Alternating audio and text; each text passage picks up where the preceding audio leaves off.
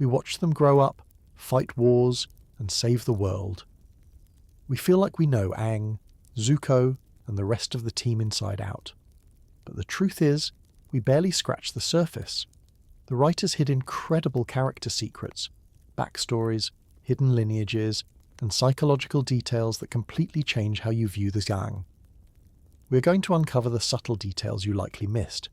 We are looking at these characters not as cartoons, but as complex people with secrets to hide. Please like the video and subscribe if you love this show as much as I do. And tell me in the comments, if you could have any character from the show as your best friend, who would you pick? I think I'd pick Hero for the tea. Now, get comfortable, clear your mind. Let's begin. Let's talk about the 12-year-old who watched everyone he ever loved die, and then spent 3 seasons cracking jokes about it. Because that's what Aang did, right from episode 1. We meet him in that iceberg, and within minutes he's penguin sledding with Katara, grinning ear to ear, making jokes about his arrow tattoo being from a meditation thing. He's fun, he's light, he's exactly what a kids' show protagonist should be, optimistic, energetic, and ready for adventure. And we bought it completely. Why wouldn't we? He was the Avatar, the chosen one, destined to save the world. Heroes don't break down, heroes don't fall apart, except Aang wasn't a hero in episode 1. He was a traumatized child running from the single worst thing that can happen to a human being, waking up to discover that everyone and everything you've ever known has been erased from existence. The Southern Air Temple episode pulls back the curtain for exactly 1 moment, and what we see underneath is devastating. Aang finds Monk Yatso's skeleton surrounded by Fire Nation soldiers, and for the first time, the smile disappears. The realization hits. His people didn't just leave, they were slaughtered. His mentors, his friends, the other kids he grew up with, all gone, and he wasn't there. He ran away, got himself frozen in an iceberg, and the genocide happened without him. He's the last airbender not because he's special, but because he wasn't there when his people needed him most. What does Aang do with this information? He enters the Avatar state, a dissociative trauma response so violent that it manifests as a literal hurricane of grief and rage. Katara has to physically hold him, bringing him back from the edge of destroying everything around him. It's one of the most psychologically accurate depictions of PTSD in animation, and it happens in episode 3 of a Nickelodeon show. And then, immediately after this breakdown, Aang goes right back to making jokes. By the next episode, he's playing with Momo, getting into light-hearted shenanigans, acting like nothing happened. Because that's the secret nobody talks about. Aang's entire personality is a defense mechanism. The jokes, the playfulness, the childlike wonder at everything. It's all armor. It's how a 12-year-old survives knowing that he's carrying the weight of an extinct civilization on his shoulders. Research on survivor's guilt tells us that people who live through catastrophic loss while others die often develop what psychologists call maladaptive coping strategies. Translation: they avoid dealing with the trauma by any means necessary. They bury themselves in work, relationships, distractions, anything to avoid sitting still long enough for the grief to catch up. Aang does this constantly. Every time the show tries to make him confront his role as the Avatar, his responsibility to the world, or the fact that he's the last of his people, he deflects. He runs away, he makes a joke, he finds literally anything else to focus on. The earthbending training with Toph is the perfect example. Earthbending requires you to stand your ground, face problems head-on, be direct and unmovable. It's the opposite of airbending's philosophy of evasion and circular movements, and Aang can't do it. He physically cannot learn earthbending at first because his entire survival strategy is built on not facing things directly. Toph calls him out. You're acting like a spoiled child. But she doesn't know what we know. She doesn't know that acting like a child is how Aang has kept himself functional. The moment he stops playing, the moment he sits with his grief, he'll have to reckon with the fact that his entire civilization died while he was sleeping. There's a reason Aang struggles more with the Avatar state than any previous Avatar. It's not just about control, it's about what the Avatar state represents. When he enters that state, all his defenses disappear. All the jokes, all the playfulness, all the optimism gets stripped away, and what's left is pure, unfiltered anguish. The Avatar state is Aang without the mask, and it's so painful that he literally cannot be conscious for it. His subconscious has to take over because his conscious mind can't handle that level of suffering and keep going. Even his relationship with Katara, probably the most important connection in his life after Gyatso, is partly a trauma response. Katara represents safety, stability, maternal comfort. She's the first person he meets after waking up to the apocalypse, and he latches onto her with an intensity that makes sense when you realise she's his anchor to not completely falling apart. His crush on her isn't just puppy love, it's the psychological equivalent of a drowning person grabbing onto a life preserver. And here's the really uncomfortable part. The show never truly resolves this. Even in the finale, when Aang has to face the decision to kill Fire Lord Ozai, his solution is to avoid the core issue. He looks for a way out. He consults past avatars hoping someone will tell him he doesn't have to make the hard choice. And when they all tell him the same thing, that he has to prioritise the world over his personal values, he still can't accept it. He literally stumbles onto energy bending through a Deus Ex Machina lion turtle, rather than having to confront the impossible choice directly. You can argue whether that's good writing or bad writing, but psychologically, it's absolutely consistent. Aang's survivor's guilt never got healed. It got managed. He learned to live with it, carry it, function despite it. But the fundamental wound of being the last airbender, of losing everyone, of running away when they needed him, that scar never fully closed.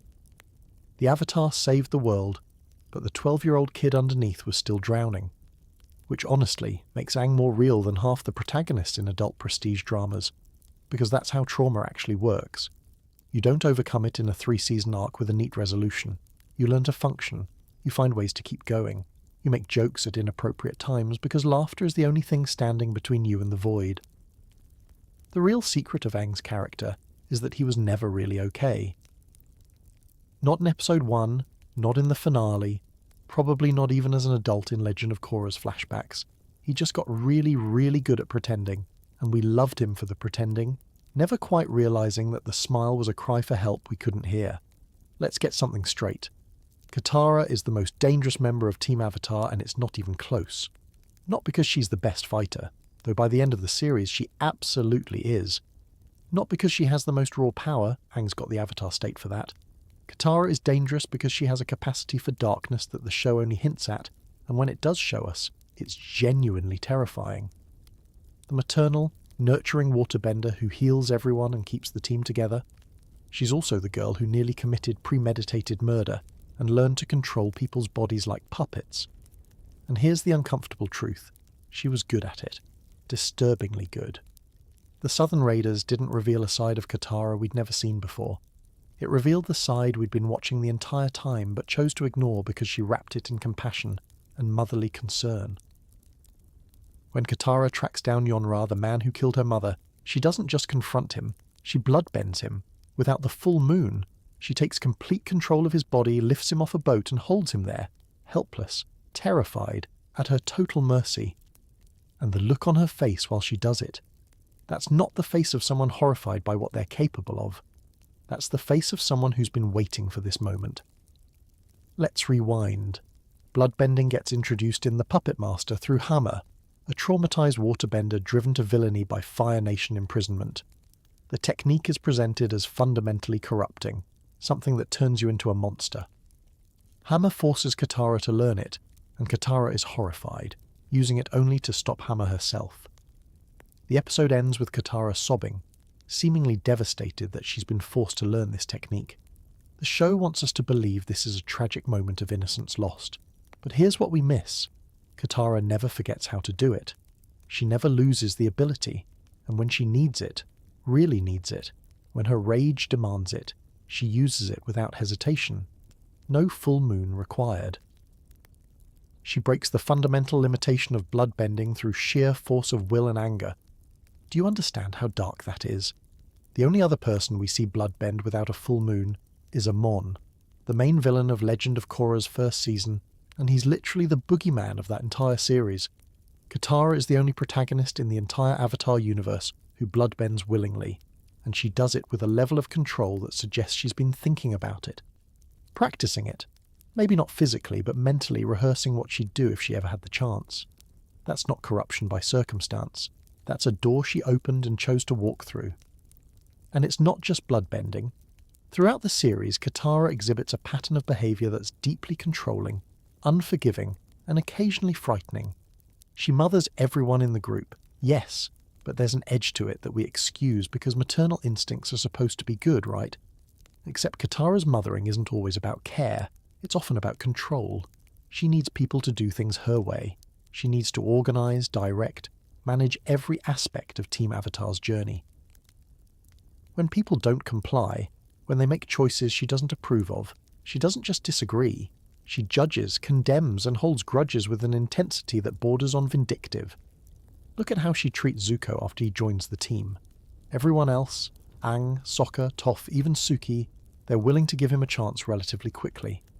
They understand that people can change, that redemption is possible, but Katara, she threatens to kill him, multiple times.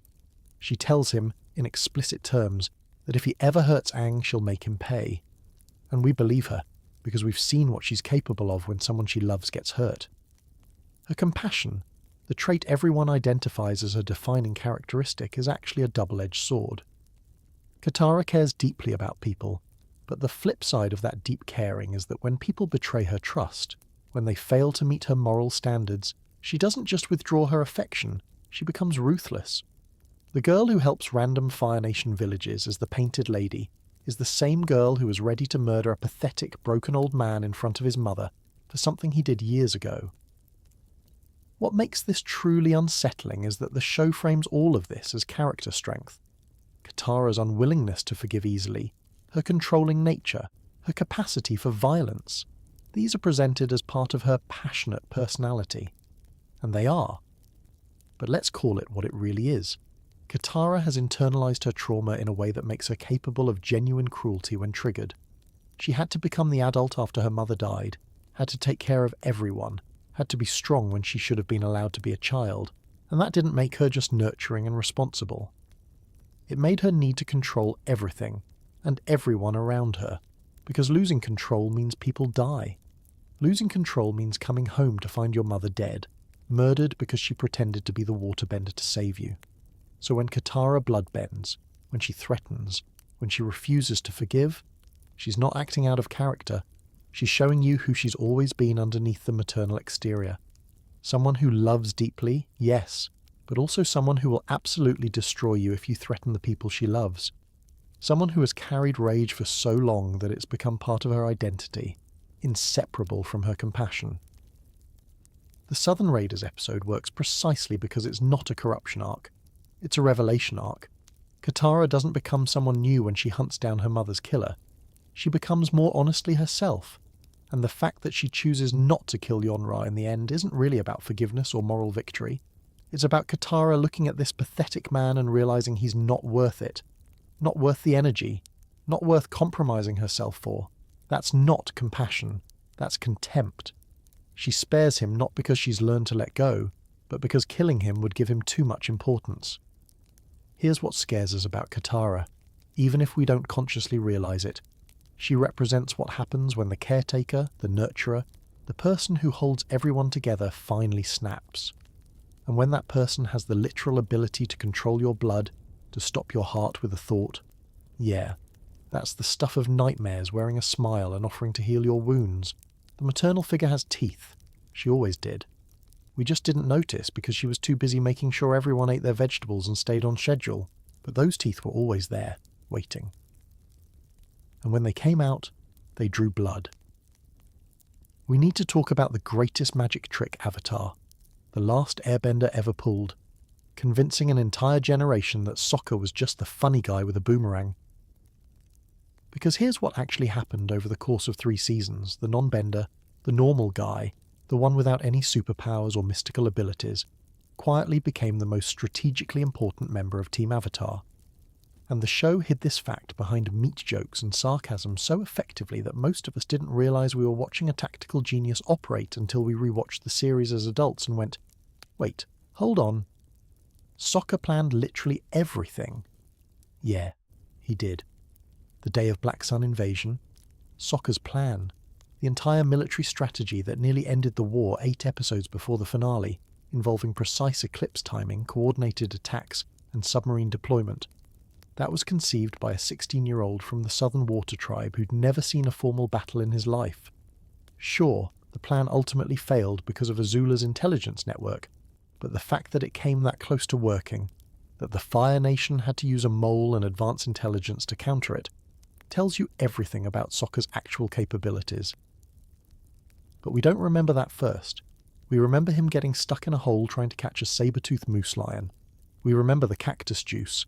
We remember Sokka's instinct leading them directly into danger, played for laughs.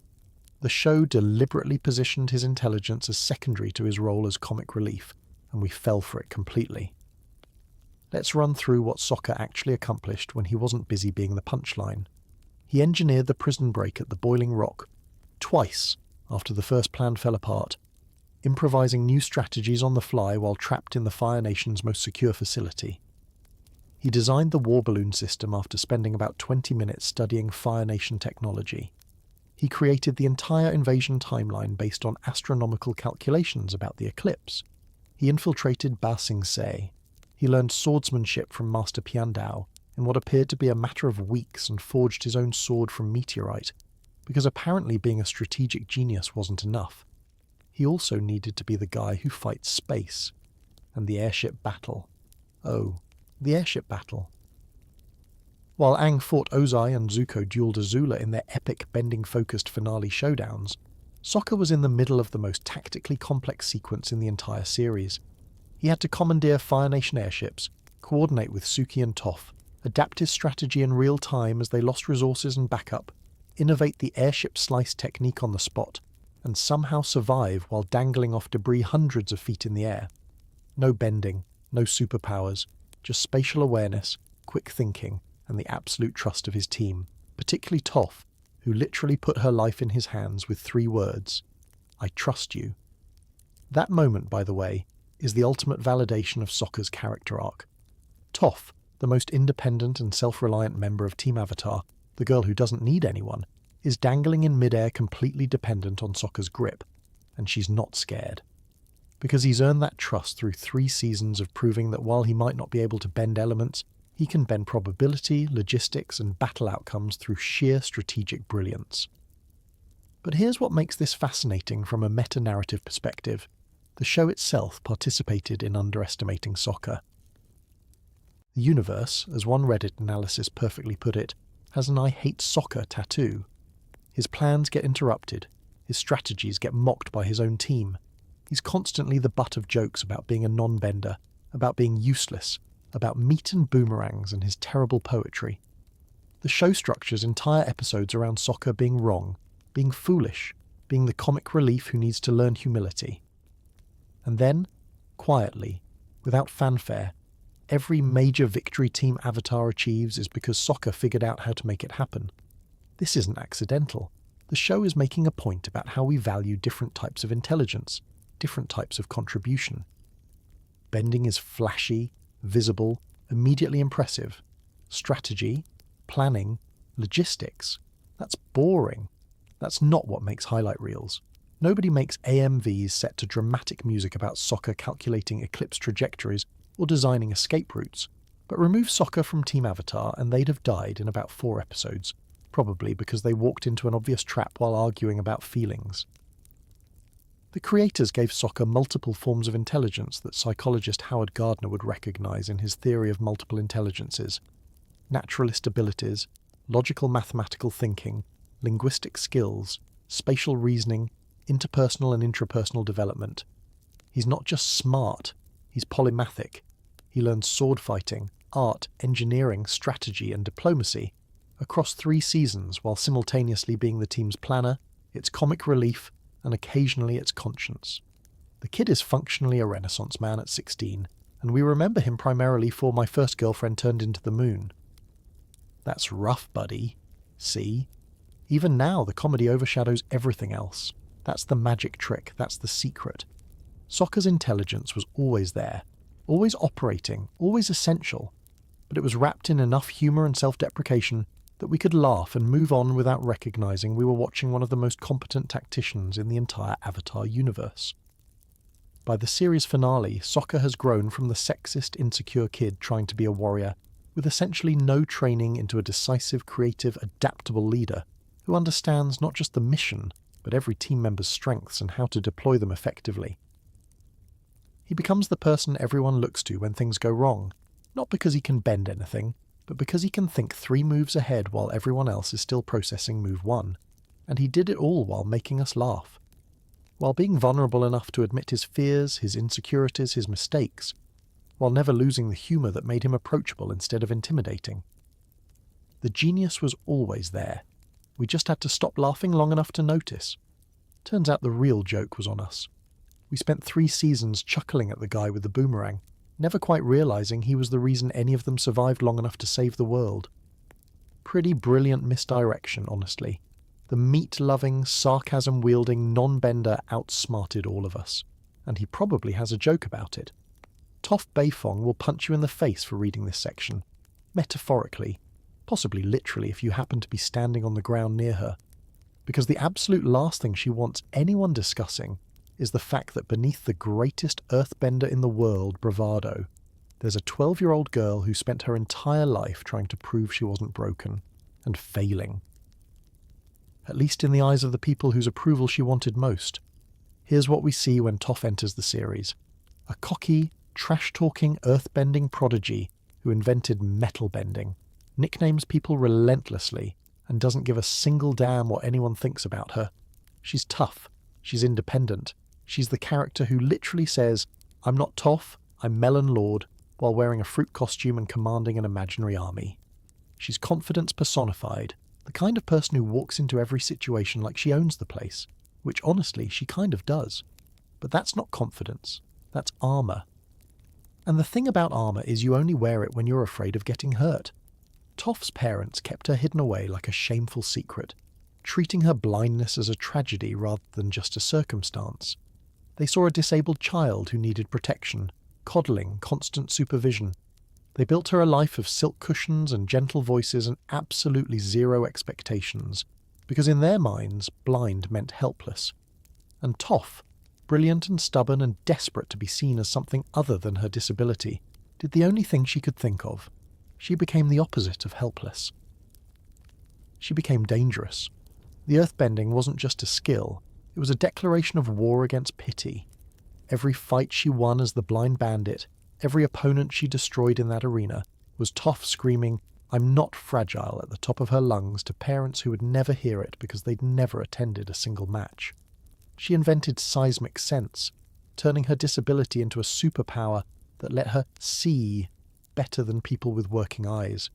She invented metal bending, literally bending an element everyone thought was unbendable, because apparently being the world's greatest earthbender at 12 wasn't enough proof of worth.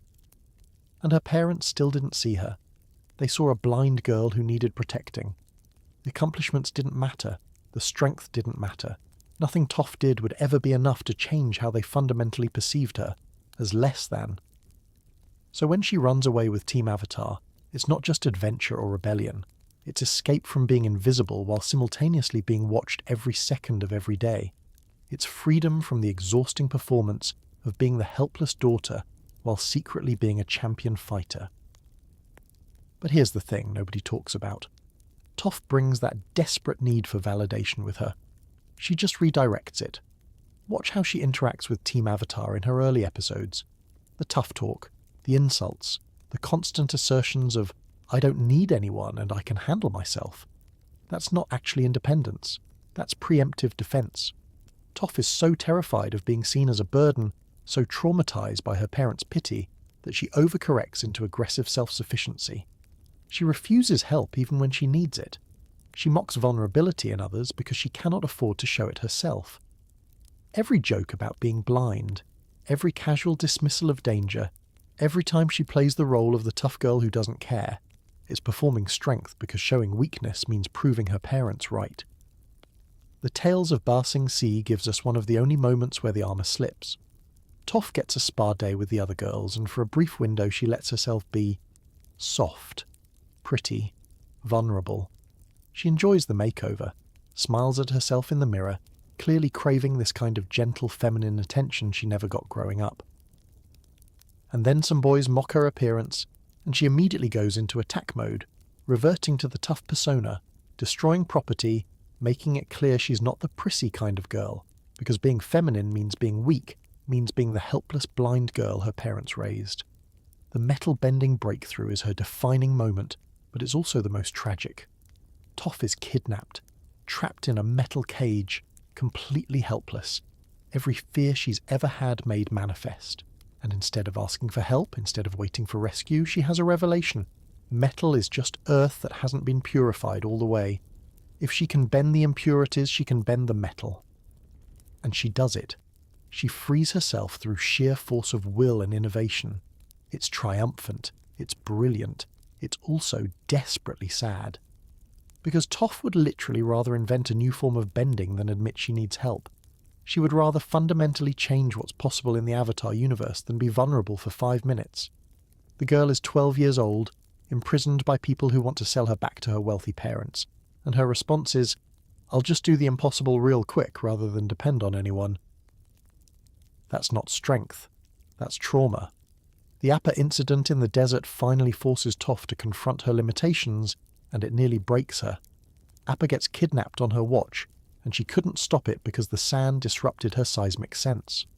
For once in the series, Toph's earthbending couldn't save the day. Her superpower failed, and when Aang lashes out in grief and anger, Toph does something we almost never see. She admits she failed. She doesn't make excuses. She doesn't deflect with humour. She just says essentially, "I couldn't do it. The circumstances were too much." That moment of honesty, of acknowledging limitation without it destroying her sense of self, that's actual growth. That's the beginning of Toph learning that admitting weakness doesn't make you weak. But the real moment, the one that shows how far she's come, happens in the finale on those airships. Toph, who has spent 3 seasons proving she doesn't need anyone, who built her entire identity around self-sufficiency and independence, is dangling off the side of an airship hundreds of feet in the air. She can't see. She can't earthbend because there's no earth. She is, for the first time in the entire series, completely dependent on someone else to survive. And she looks at Sokka, the non-bender, the guy without powers, and says 3 words: "I trust you." That's the character arc. Not the metal bending, not the victories, not the trash talk. It's the blind girl who spent her whole life refusing to depend on anyone learning that sometimes trust isn't weakness. Sometimes asking for help isn't proving your parents right. Sometimes being vulnerable is the bravest thing you can do. Toph ends the series having invented metal bending, founded a police force, become one of the most influential figures in Republic City's history. She gets the recognition, the validation, the proof of worth she'd been chasing. But the real victory, the one the show doesn't make a big deal about but matters infinitely more, is that she found a family that saw her, not as disabled, not as a prodigy, not as the blind girl or the earthbending master, just as Toph, a kid who's tough and scared, strong and vulnerable, independent and desperately in need of connection. And here's the kicker. She probably still wouldn't admit any of this out loud, because that's not who Toph is. She's the girl who'll save your life and then insult you for needing saving. She'll trust you with her life and then make fun of your outfit. The tough exterior isn't fake, it's just not the whole story. Underneath the Melon Lord is a girl who just wanted her parents to be proud of her, who joined Team Avatar partly because it was the first time anyone treated her disability as completely unremarkable, who invented new forms of bending partially to prove she deserved to be there. The greatest earthbender in the world was fighting the wrong battle the entire time. She didn't need to prove she wasn't a burden. She never was one. But try telling that to a 12-year-old who grew up in a gilded cage, and she'll probably just punch you and change the subject. Which, honestly, fair enough, Toph. Fair enough. Every time Zuko appears on screen, we see it. The burn scar covering the left side of his face, a permanent reminder of his father's cruelty. The show makes sure we understand what it represents. Dishonour, failure, banishment. It's the physical manifestation of Zuko's shame, the mark that sets him apart from everyone else in the Fire Nation royal family. But here's what the show doesn't explicitly tell you, what you have to piece together from context and implication. Ozai didn't just scar his son, he signed his artwork. He placed his signature on Zuko's face in the exact position that would cause maximum psychological damage for the rest of his life. Think about the mechanics of that Agni Kai for a second. Zuko refuses to fight his father, gets on his knees, begs for mercy. And Ozai, looking down at his 13-year-old son grovelling at his feet, decides not just to punish him, but to mark him permanently in a way that ensures Zuko will never forget this moment. The burn covers Zuko's left eye and the surrounding area, the side of his face that would be turned toward the Fire Lord's throne when standing in the royal presence. That's not random, that's calculated. Every single time Zuko stood before his father after that moment, Ozai would be looking at his own handiwork.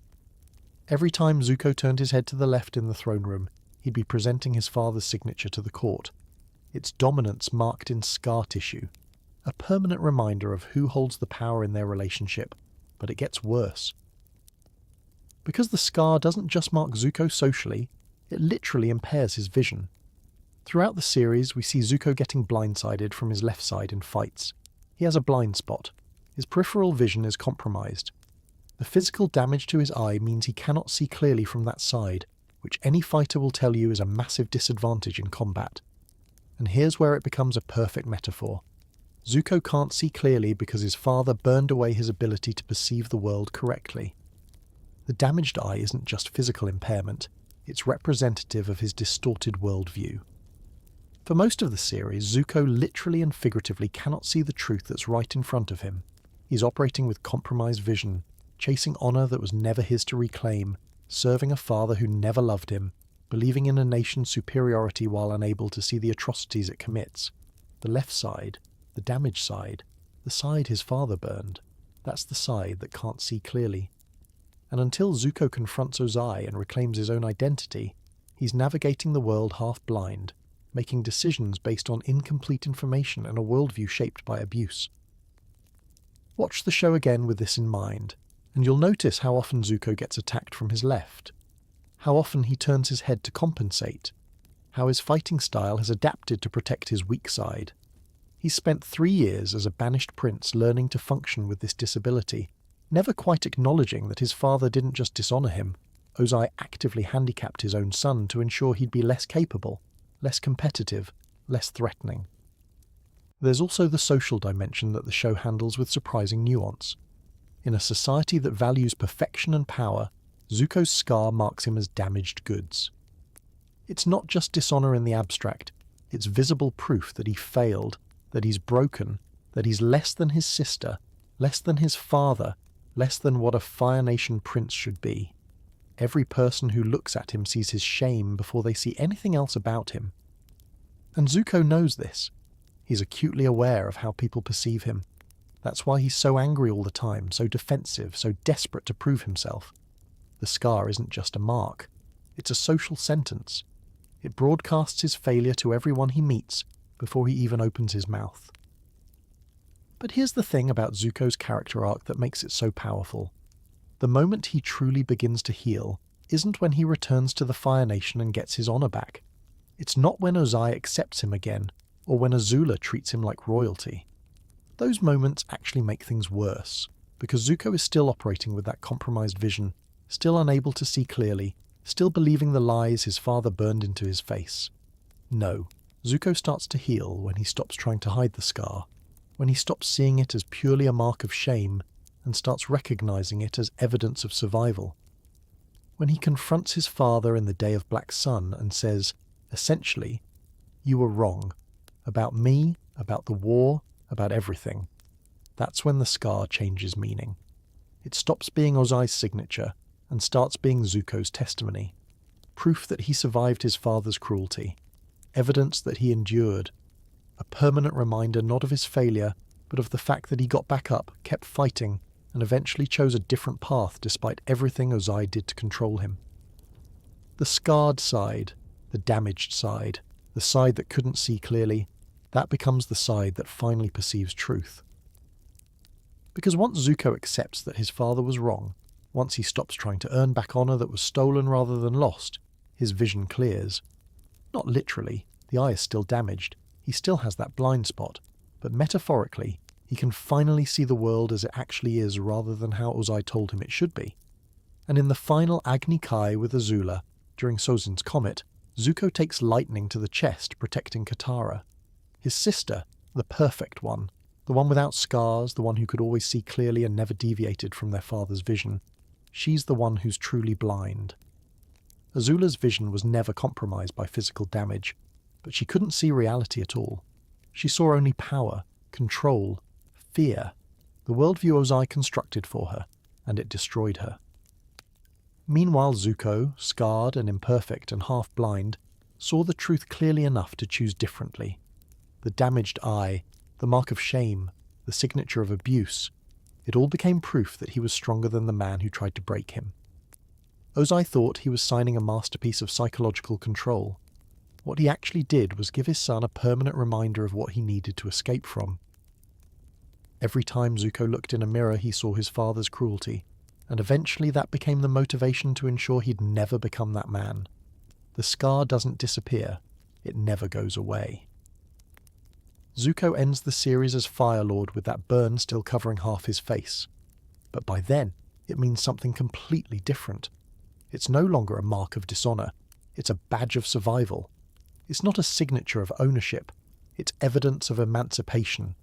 Sometimes the scars we carry become the very things that teach us how to see clearly, even when they're burned into our faces by the people who are supposed to love us most.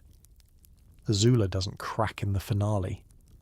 She shatters, and if you think that came out of nowhere, you weren't paying attention to the hairline fractures that were forming every single time she appeared on screen from the moment we met her. Because here's the thing about perfection. It's not a state of being. It's a performance. And every performance, no matter how flawless it looks from the outside, requires an exhausting amount of effort to maintain. Azula spent 3 seasons executing that performance with terrifying precision. The prodigy firebender, the tactical genius, the princess who never missed, never faltered, never showed weakness. And the entire time, the show was quietly demonstrating that this level of control wasn't strength. It was barely contained terror of what would happen if she ever slipped. Let's go back to her introduction. Azula always lies. That's what Zuko tells us, and it's one of the most important character details in the entire series. Not that she's evil, not that she's powerful, not that she's dangerous, though she's all of those things. The defining trait is that she lies. About everything, to everyone, including herself. Watch her training scene in the Avatar state. She executes a perfect kata, generates lightning with flawless form, and then immediately gets angry because one strand of hair fell out of place. One single strand. A normal person would laugh that off, maybe fix their hair and move on.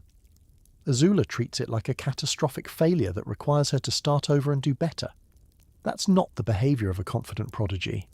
That's the behaviour of someone operating under the belief that anything less than absolute perfection will result in devastating consequences. And she's right to believe that, because she learned it from the master of conditional love himself, Fire Lord Ozai. The same father who scarred his son for showing weakness taught his daughter that her value was entirely dependent on her performance. Zuko got the scar and the banishment, visible, external punishment. Azula got something arguably worse, the promise that as long as she was perfect, useful, and ruthlessly competent, she would be loved. The moment she failed, well, we all saw how Ozai treats children who disappoint him. So Azula doesn't fail. She can't fail. Failure means becoming Zuko, and becoming Zuko means losing everything. Her father's approval, her status, her power, her entire identity, all of it hinges on maintaining the illusion of perfection. No pressure, right? Just be flawless at 14 or face potential disfigurement and exile. Totally normal childhood stuff. The cracks show up most clearly in her relationships, which is fitting because Azula has never had a real relationship in her life. She has assets. Mai and Ty Lee aren't her friends. They're people she controls through fear and manipulation. She knows this. They know this. Everyone knows this. But Azula can't admit it, because admitting she doesn't have friends means admitting she doesn't know how to connect with people in any way that doesn't involve dominance and intimidation. The beach episode is basically a psychological horror show disguised as a teen drama. Azula tries to be normal for one day, tries to flirt with a boy, tries to just be a regular teenager at a party, and she's absolutely terrible at it. Together, You and I will be the strongest couple in the entire world. We will dominate the earth. That's her idea of flirting. That's what happens when a person's entire framework for relationships is based on power dynamics and control. She literally doesn't know how to interact with someone without establishing dominance. And the campfire scene. When Azula finally opens up about her mother, what comes out is devastating. My own mother thought I was a monster. She was right, of course, but it still hurt. There it is, the core wound. Her mother saw through the performance, saw the cruelty and manipulation underneath, and Azula internalized that as proof of her own monstrousness, rather than as a consequence of the abuse and conditioning she endured from Ozai.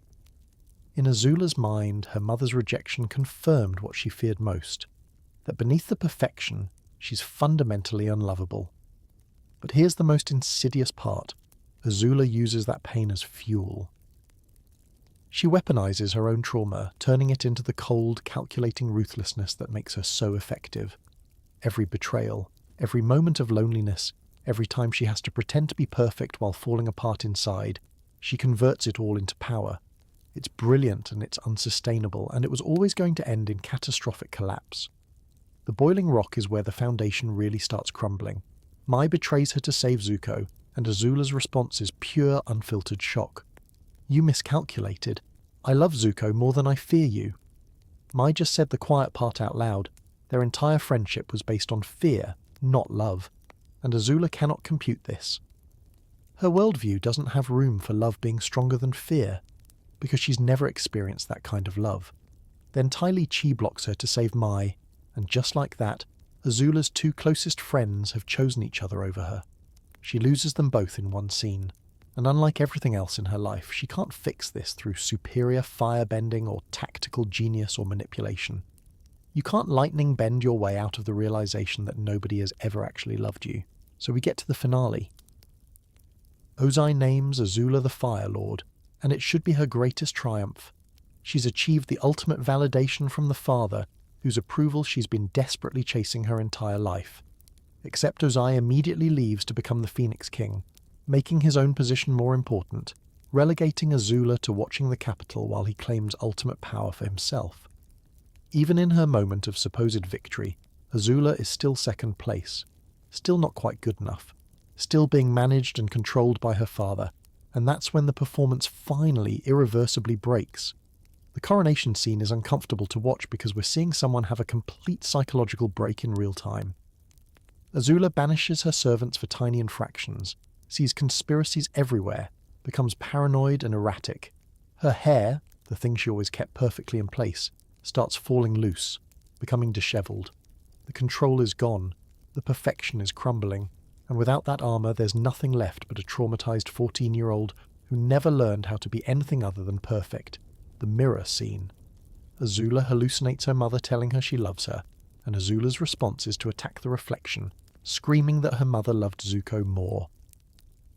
It's the most honest she's been in the entire series, and she's talking to a hallucination because there's nobody real in her life she could ever be this vulnerable with. She's so desperately lonely that her own mind has to invent the maternal love she never received, and even then she can't accept it. She rejects it, destroys it, because accepting love means accepting vulnerability, and vulnerability means weakness, and weakness means becoming worthless. By the time she faces Zuko in the final Agni Kai, Azula has devolved into barely controlled chaos. Her firebending, usually precise and blue and perfectly controlled, becomes wild, erratic, desperate. She's not fighting to win. She's fighting to not fall apart completely, and she's losing that battle. When she goes for Katara instead of Zuko, when she breaks the rules of the Agni Kai, it's not tactics. It's desperation. It's a person who's lost everything. Her friends, her father's presence, her sanity, her control, lashing out at the one thing Zuko has that she never did. Someone who genuinely loves him. The finale doesn't show us a villain being defeated. It shows us a child soldier having a complete nervous breakdown after a lifetime of abuse, conditional love, and impossible expectations finally becomes too much to bear. And the show had been building to that moment from her very first scene. showing us again and again that this girl who seemed invincible was actually the most fragile person in the series. Perfectionism wasn't Azula's greatest strength. It was the mask she wore to hide the fact that she was always, from day one, absolutely terrified of being anything less than perfect. And when that mask finally shattered, there was nothing underneath but a 14-year-old girl sobbing and chained to a grate, having lost everything, including herself. The tragedy isn't that Azula fell. The tragedy is that she was always falling. We just mistook the performance for flight. Everyone loves Uncle Iroh, the wise old man who drinks tea, offers sage advice, and serves as Zuko's moral compass throughout the series. He's gentle, patient, spiritual, the kind of father figure who sees the best in people and guides them toward redemption with warmth and wisdom.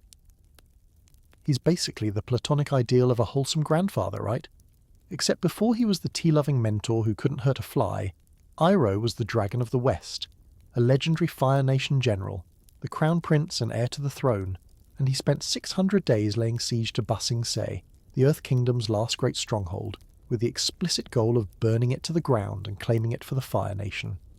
Let that sink in for a second.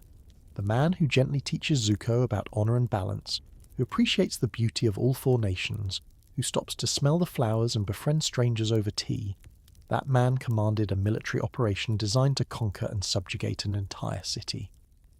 He led Fire Nation troops in a campaign that undoubtedly killed thousands of Earth Kingdom soldiers and probably countless civilians. He was so successful, so feared, so legendary in his military prowess that they gave him a title that still makes people nervous decades later. We never see this Iroh. By the time the series starts, he's already transformed into the lovable uncle.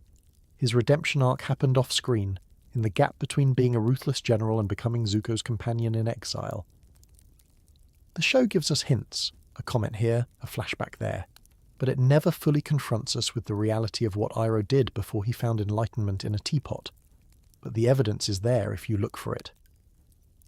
In Zuko alone, we see a flashback where Iroh is still at Ba Sing Se, still commanding the siege. He sends a letter home to young Zuko and Azula, and in it he jokes about taking the whole city and how he might burn it to the ground. This isn't some morally conflicted general agonizing over the ethics of war. This is someone fully bought into Fire Nation imperialism, eagerly participating in conquest, treating the destruction of an entire civilization as a casual aside in a letter to children. Little Azula is thrilled by this, of course. Uncle's coming home. But it's what this moment reveals about Iroh that's disturbing. He was sending war updates to kids like it was a fun adventure story. He was normalizing violence, conquest, and cultural destruction for the next generation. He wasn't just a soldier following orders. He was the crown prince, the leader, the Dragon of the West, and he was fully committed to the Fire Nation's genocidal war effort. Then his son dies. Lu Ten, killed somewhere in the endless siege, and suddenly everything changes. Iroh abandons the siege after 600 days and returns home a changed man. The Fire Nation views this as a betrayal, a sign of weakness. Ozai uses it as an opportunity to claim the throne for himself, arguing that Iroh, having lost his only heir, should step aside, and Iroh lets him.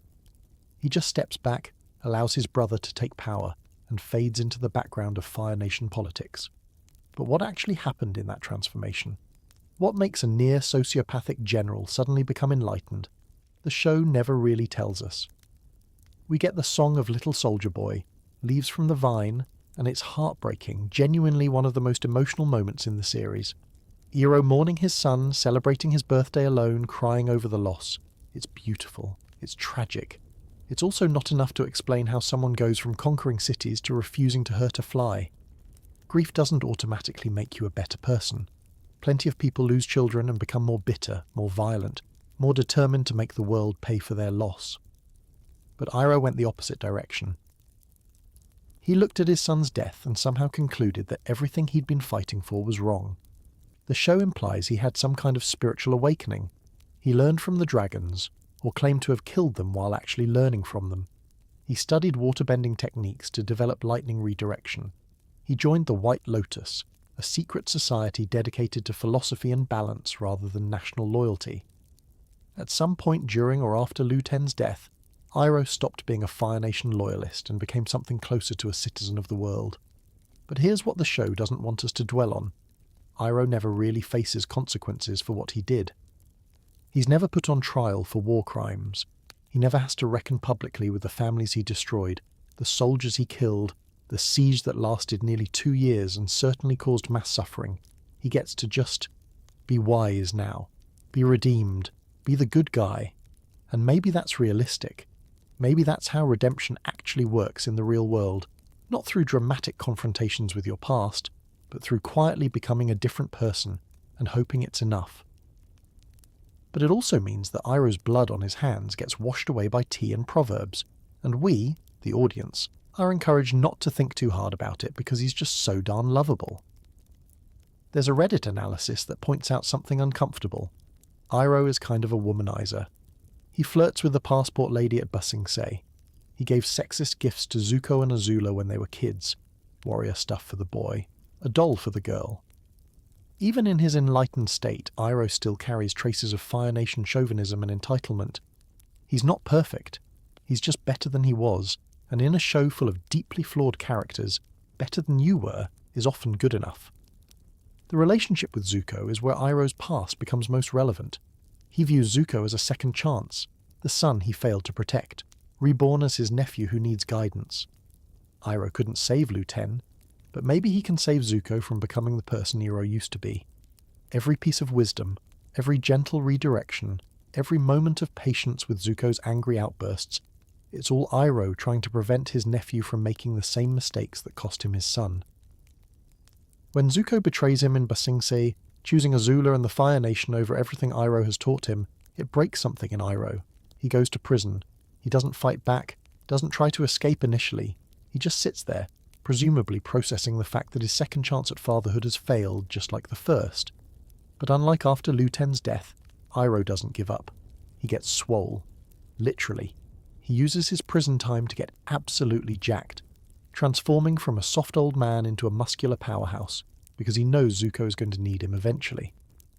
And when the time comes, Iroh breaks out, joins the White Lotus in liberating Ba Sing Se, the same city he tried to conquer years earlier, and waits for his nephew to find his way back. That parallel is almost too perfect. Iroh's final act in the series is helping free Ba Sing Se from Fire Nation control, undoing the very thing he spent 600 days trying to accomplish. It's poetic, it's redemptive. It's also kind of convenient that he gets to be the hero liberating the city, rather than answering for the siege that killed thousands. But maybe that's the point. Maybe Iroh's story is about the fact that redemption is never perfect, never complete. You don't get to erase what you did. The siege happened.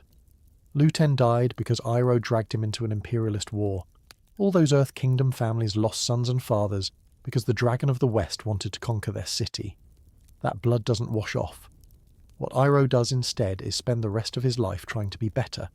Not trying to make up for what he did, because you can't really make up for war crimes, but trying to ensure the next generation doesn't repeat his mistakes. He teaches Zuko a different path. He helps Aang when the moment comes. He joins the White Lotus in working toward balance rather than domination. The gentle tea maker has blood on his hands. He knows it. The show knows it.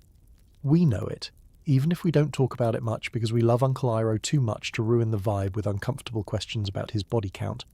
And honestly, that's probably the most realistic thing about his character. Real redemption is messy. It's incomplete. It's carrying the weight of what you did while trying to be better now, knowing that better now doesn't erase terrible then. Iroh found peace, found wisdom, found a way to be a good man after being a bad one for most of his life. He just had to lose his son and abandon a 600-day siege to get there.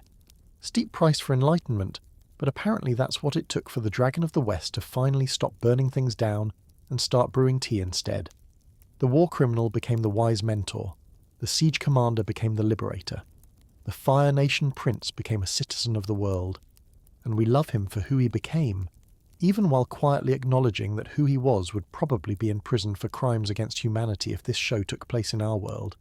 But hey, the tea is excellent, and wisdom is wisdom, even when it comes from someone who had to learn it the hardest way possible. I just asked if you were cold. 5 words, delivered in the flattest monotone imaginable, and somehow those 5 words perfectly encapsulate everything about Mai that the show presents as personality, but is actually textbook clinical depression that nobody, not her friends, not her boyfriend, not the show itself, ever acknowledges as a mental health crisis. Mai is introduced as the apathetic goth girl of the Fire Nation. She's bored by everything, unimpressed by everything, emotionally flattering than the paper her throwing knives are probably sharper than. She speaks in a monotone, she never smiles.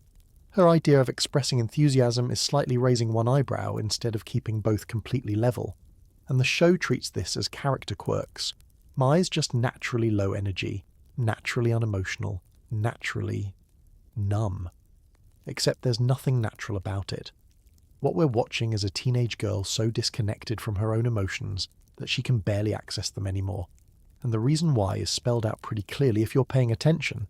Her parents spent her entire childhood teaching her that feelings were inappropriate, expression was unseemly, and the only acceptable way to exist was as a perfectly controlled, perfectly silent, perfectly ornamental piece of Fire Nation nobility.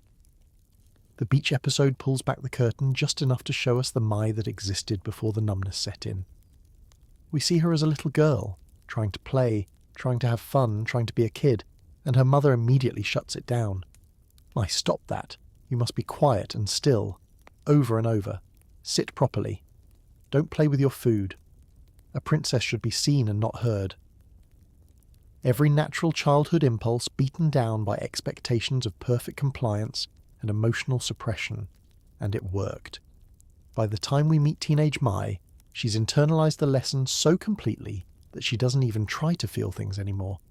Emotions are exhausting when you've spent your whole life being punished for having them, so the brain does what it does best when faced with chronic emotional pain. It shuts down, stops processing, goes numb. It's not a choice, it's a survival mechanism. That's what depression looks like in real life, by the way. Not always sadness and crying and visible suffering. Sometimes it's just nothing. Flat effect. Anhedonia. The inability to feel pleasure from things that should be enjoyable. Going through the motions of life without actually experiencing any of it. Mai at the circus, Mai at parties, Mai literally anywhere. She's present physically, but completely absent emotionally. She's a ghost inhabiting her own life. The "I just asked if you were cold" moment is played for laughs, but it's actually heartbreaking if you think about it for more than 2 seconds. Someone expresses concern for Mai, asks if she's okay, and her genuine response is confusion because the question doesn't compute. She wasn't making an emotional statement. She was making a factual observation about temperature.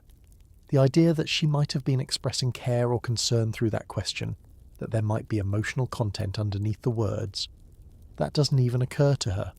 She's so disconnected from her own emotions that she can't recognize them when they slip out. Her relationship with Zuko is interesting because he's one of the only things that seems to penetrate the numbness at all. She clearly cares about him, or at least she cares about him as much as someone in her emotional state can care about anything. But even that relationship is muted, restrained, conducted at arm's length. When Zuko talks about his feelings, his struggles, his anger, Mai's responses are supportive but emotionally flat. "I don't hate you. That's okay. I didn't want you to." She's trying, but she doesn't have access to the full range of emotional expression that would make the relationship feel alive. And Zuko, bless him, doesn't seem to understand what he's dealing with. He wants Mai to be passionate, to care about things, to show emotion, and she can't. Not because she doesn't want to, but because that pathway has been closed off for so long she's forgotten how to open it.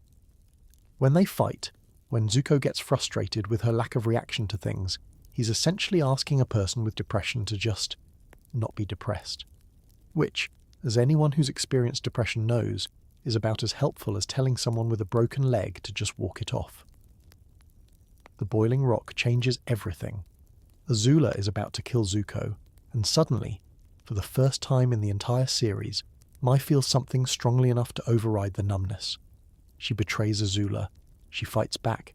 She stands up. And the line she delivers, "I love Zuko more than I fear you," is the first genuine emotion we've seen from her in 3 seasons. That's not a romantic triumph. That's a dissociative barrier breaking down. That's someone who's been emotionally numb for so long that it takes the threat of losing someone permanently to shock her system back into feeling anything at all. It's the psychological equivalent of someone who's been sitting in the same position so long their leg fell asleep, and then they try to stand up and it's all pins and needles and pain as the sensation comes flooding back. And it costs her everything. Azula tries to kill her for it. Ty Lee has to intervene. Mai ends up in prison, presumably facing execution or life imprisonment for treason. The first time she accesses real emotion in years, it nearly gets her killed. Which, honestly, is probably exactly what her depression brain would use as evidence that feeling things is dangerous and should be avoided. Here's what the show never does. It never frames any of this as a mental health issue. Mai isn't depressed. She's just like that. She's the apathetic one, the unemotional one, the goth girlfriend aesthetic without any of the underlying psychological complexity that would explain why a teenage girl presents this way. We never see her get help, never see anyone express concern about her emotional state, never see any acknowledgement that maybe, just maybe, a person who experiences near zero joy and describes their emotional state as, "I don't hate you" isn't okay. By the end of the series, Mai and Zuko are back together. Presumably everything's fine, except, is it? Did Mai's depression just magically resolve because she accessed one big emotion that one time? That's not how it works. The numbness doesn't disappear because you have one breakthrough moment. The patterns of emotional suppression learned in childhood don't evaporate because you stood up to a dictator once. If anything, the trauma of imprisonment and nearly dying probably made things worse. But we don't get to see that. We get to see Mai smile, actually smile, at Zuko in the finale, and we're supposed to believe she's healed. Meanwhile, anyone who's experienced depression is looking at that and thinking, okay, but what about tomorrow? What about next week when the adrenaline wears off and the numbness comes back? Mai needed therapy. She needed someone to recognize that her flat affect and anhedonia and emotional disconnection weren't personality traits, they were symptoms. She needed to process the childhood emotional abuse, the controlling parents, the years of being told that her feelings were wrong and inappropriate and needed to be suppressed. She needed to learn that emotions aren't dangerous, that feeling things won't destroy her, that she's allowed to take up space and express herself, and exist as something other than a perfectly controlled ornament. Instead, she got a boyfriend and a knife collection, and exactly zero mental health support. The tragedy of Mai isn't that she's boring or apathetic or emotionless. The tragedy is that she's none of those things. She's a traumatized girl with untreated depression who learned to survive by shutting down, and everyone around her, including the narrative itself, just accepted that as who she is, rather than recognizing it as a cry for help, delivered in the quietest possible voice. Sometimes the saddest people aren't the ones crying. Sometimes they're the ones who've been numb for so long they've forgotten what feeling anything was like. Sometimes they're the ones who say, "I just asked if you were cold," and genuinely don't understand that they were trying to express care, because emotions have become so foreign that they don't recognize their own anymore. Mai deserved better. She deserved someone to notice. She deserved treatment, support, acknowledgement that what she was experiencing wasn't normal teenage angst, but actual mental illness. Instead, she got cast as the apathetic girlfriend and everyone moved on. But hey, at least she's really good with knives. That's something. Silver linings and all that. Or would be, if she could feel anything about it. Imagine growing up in a house where you look in the mirror and see 6 other people staring back at you. Same face, same hair, same everything. Now imagine your parents decided this was fine, that having 7 identical daughters was just a fun quirk of genetics rather than a psychological horror show that would fundamentally destroy your sense of self before you even had a chance to develop one. Welcome to Ty Lee's childhood. And somehow, the circus was the escape plan. Ty Lee is introduced as the bubbly, cheerful acrobat, all smiles and positivity and energy. She's the comic relief to Azula's intensity and Mai's depression, the girl who sees the bright side of everything and approaches life like it's one big performance, which, to be fair, it is for her. Because when you spend your entire childhood being literally indistinguishable from 6 other people, performing becomes the only way to prove you exist as an individual. The beach episode reveals the truth in one devastating campfire confession. Ty Lee talks about growing up as one of 7 identical sisters and how she could never get their names right because they all looked the same. She describes birthday parties where she wasn't sure if the attention was for her or just one of them, any of them. Interchangeable daughters in matching outfits, a matched set, a collection rather than individuals. That's not family, that's erasure. That's spending your formative years being treated as part of a set rather than as a person. Every developmental psychologist will tell you that childhood is when we form our sense of identity, our understanding of ourselves as distinct individuals separate from others. Ty Lee never got that. She got, "You're one of 7" instead. So she ran away to join the circus. And we treat that like it's a punchline. The cliché of running away to join the circus, right? Except Ty Lee didn't run away to join the circus because she wanted adventure or excitement. She ran away because the circus was literally the only place where being different, being unique, being an individual performer who stands out was not just accepted but required. In the circus, Ty Lee wasn't one of 7 identical daughters of a Fire Nation noble family. She was the acrobat, the girl who could walk on her hands, do flips, perform impossible physical feats. She was unique. Singular, irreplaceable. Every time someone watched her perform and gasped at her abilities, it was proof that she existed as an individual, that she had value beyond being part of a matching set. But here's where it gets dark. Ty Lee's entire sense of self is built on external validation. She doesn't know who she is unless someone is watching her be unique. She needs attention, constant, continuous attention, because attention is the only proof she has that she's not just another interchangeable copy. Every compliment, every gasp from the audience, every moment someone looks at her and sees her rather than one of those girls, that's her identity. That's the only way she knows she exists, which explains why she left the circus for Azula. The Fire Nation princess showed up, made some thinly veiled threats, and suddenly Ty Lee abandoned the one place she'd found individuality to rejoin. What, exactly? To become part of another match set, this time with Azula and Mai. To go back to being one of 3 instead of one of 7, which is technically progress but not exactly freedom. Except this time there was a crucial difference. Azula saw her. Azula specifically wanted her. Not any random acrobat, not one of 7 identical options, Ty Lee specifically, for her unique skills and abilities. That's intoxicating for someone whose entire childhood was spent being functionally invisible. Even if the relationship is based on fear and control and manipulation, at least it's a relationship where Ty Lee is recognized as an individual rather than part of a set. And Ty Lee knows it's toxic. She's not stupid. You can see in her interactions with Azula that she understands the dynamic, understands that this isn't really friendship, but toxic recognition is still recognition. Being controlled by someone who sees you as a specific, valuable individual is psychologically preferable to being ignored by people who see you as interchangeable. It's the same reason people stay in abusive relationships, because negative attention from someone who acknowledges your existence feels better than being invisible. The chi blocking is interesting too when you think about it. Ty Lee's fighting style is all about making other people feel what she's felt her entire life. Powerless, unable to be who they're supposed to be, stripped of the abilities that make them unique. Benders define themselves by their bending.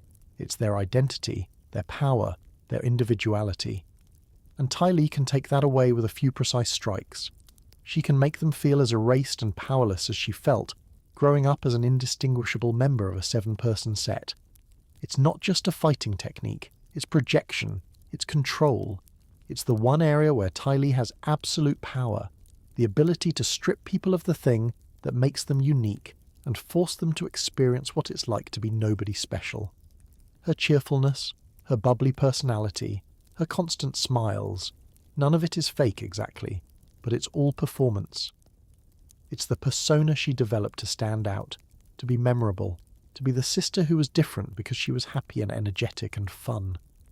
If all 7 sisters looked the same, at least she could be the cheerful one, the one people enjoyed being around, the one who got attention for her personality since she couldn't get it for her appearance. But that means Ty Lee doesn't know who she is when she's not performing. She doesn't have a self that exists independent of other people's attention and validation. She's built her entire identity on being noticed, being unique, being special, and that's an exhausting, unsustainable way to exist. The moment people stop paying attention, the moment she's alone, what's left? Is there a Ty Lee who exists when nobody's watching? The Boiling Rock is where everything shifts. Mai betrays Azula to save Zuko, and Ty Lee has to make a choice.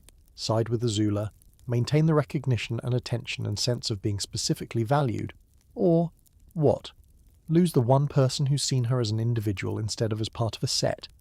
She chi blocks Azula, she sides with Mai, and it costs her everything. Her position, her safety, probably her life if Azula had gotten to her. But it's also the first genuinely autonomous choice we see Ty Lee make in the entire series. Not performing for attention, not seeking recognition, not being motivated by the desperate need to be seen as unique. Just making a choice because it's the right thing to do, because Mai is her friend, because some things matter more than being noticed. It's growth. It's the beginning of Ty Lee developing an identity that exists independent of external validation. Though to be fair, she ends up in prison immediately afterward, so the growth might have been premature from a survival standpoint. By the finale, Ty Lee joins the Kyoshi Warriors, another match set, all wearing the same uniform, same makeup, same everything. And on the surface, that seems like regression.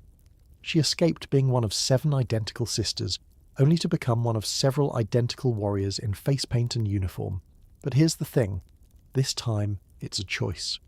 This time Ty Lee chose to be part of a group, chose to wear the uniform, chose to sublimate some of her individuality for the sake of belonging to something meaningful. That's completely different from having your individuality stolen from you by circumstance of birth. Choosing to be part of something is empowering. Being forced into it is erasure. Maybe. Or maybe Ty Lee just found another performance, another way to get attention, this time as the bubbly Kyoshi warrior who brings energy and acrobatics to their traditional fighting style. Maybe she's still seeking validation, still building her identity on being noticed and valued. Maybe the need for external recognition never goes away when you spend your childhood being invisible. The tragedy of Ty Lee isn't that she ran away to join the circus, it's that she had to. It's that the circus, literal performance for strangers' entertainment, was a healthier environment for developing a sense of self than her own family home. It's that she'll probably spend her entire life seeking attention and validation, because she never got to develop an internal sense of identity that exists independent of other people's recognition. Being one of 7 didn't just make childhood confusing, it fundamentally broke something in Ty Lee's psychological development, something that running away and performing and chai-blocking and joining various match sets can't fully repair. She's still looking for proof that she exists, that she matters, that she's not just another interchangeable face in an identical set, and the cheerfulness, that's not healing, that's the performance continuing. Because as long as people are smiling at her bubbliness, paying attention to her energy, noticing her, she can convince herself she's real. She exists. She's not just one of 7, she's Ty Lee. Whoever that is, she's still figuring it out. Probably always will be. At least the Kyoshi warriors seem nice, though. And the makeup really is quite distinctive, so that's something. Silver linings and all that. Assuming Ty Lee can tell which silver lining is specifically hers and not just one of several identical ones.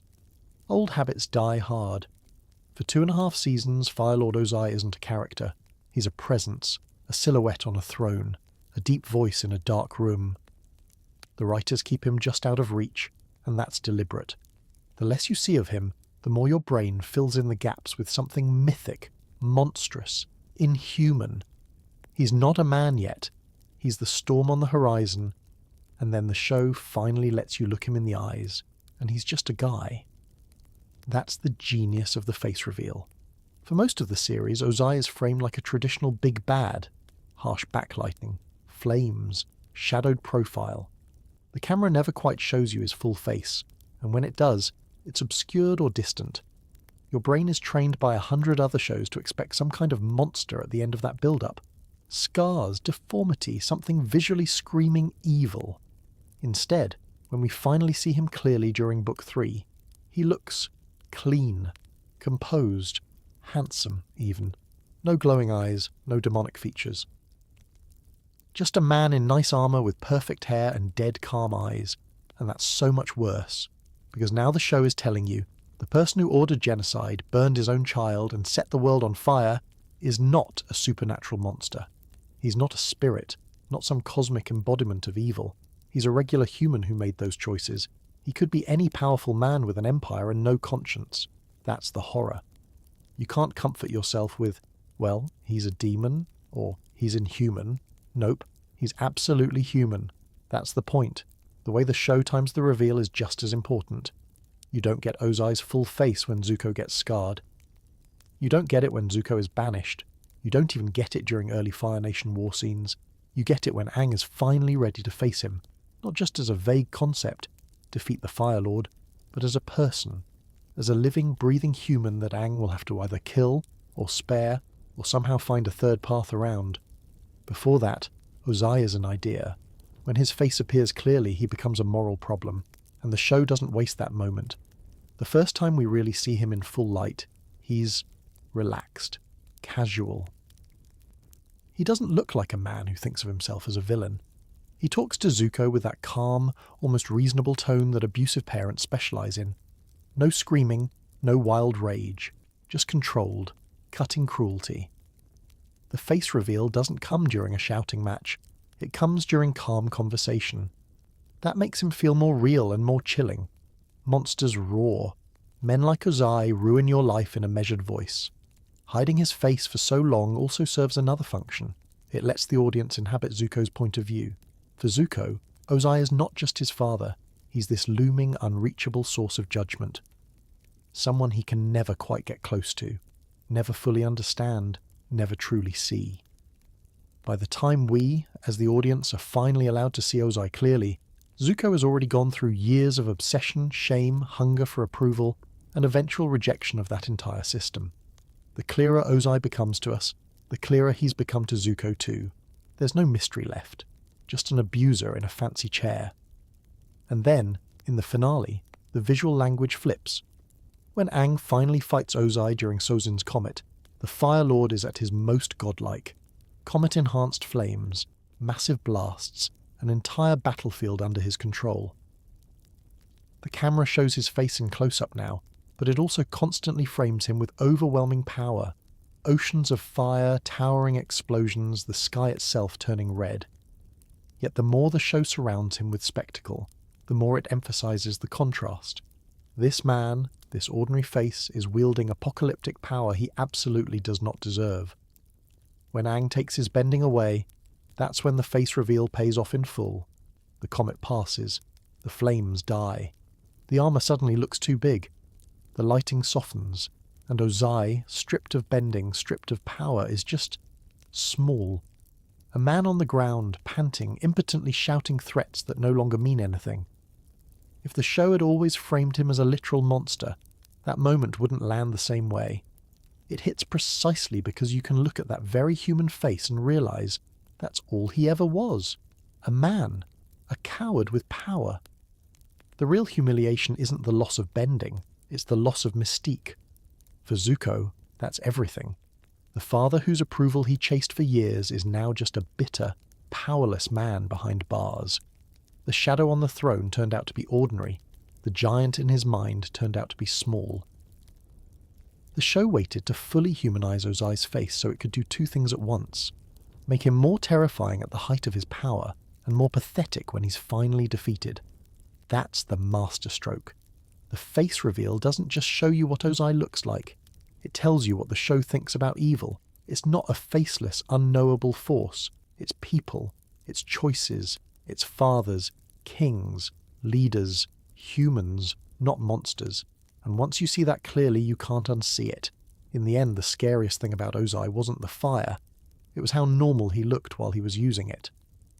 Prince Zuko's angry, desperate Uncle Zhao often gets brushed off as just the mustache-twirling villain type.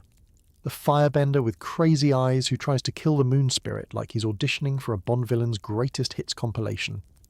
But the truth is, Zhao's ambition and insecurity provide a key lens into the toxic culture of the Fire Nation's elite and the driving forces behind the war itself.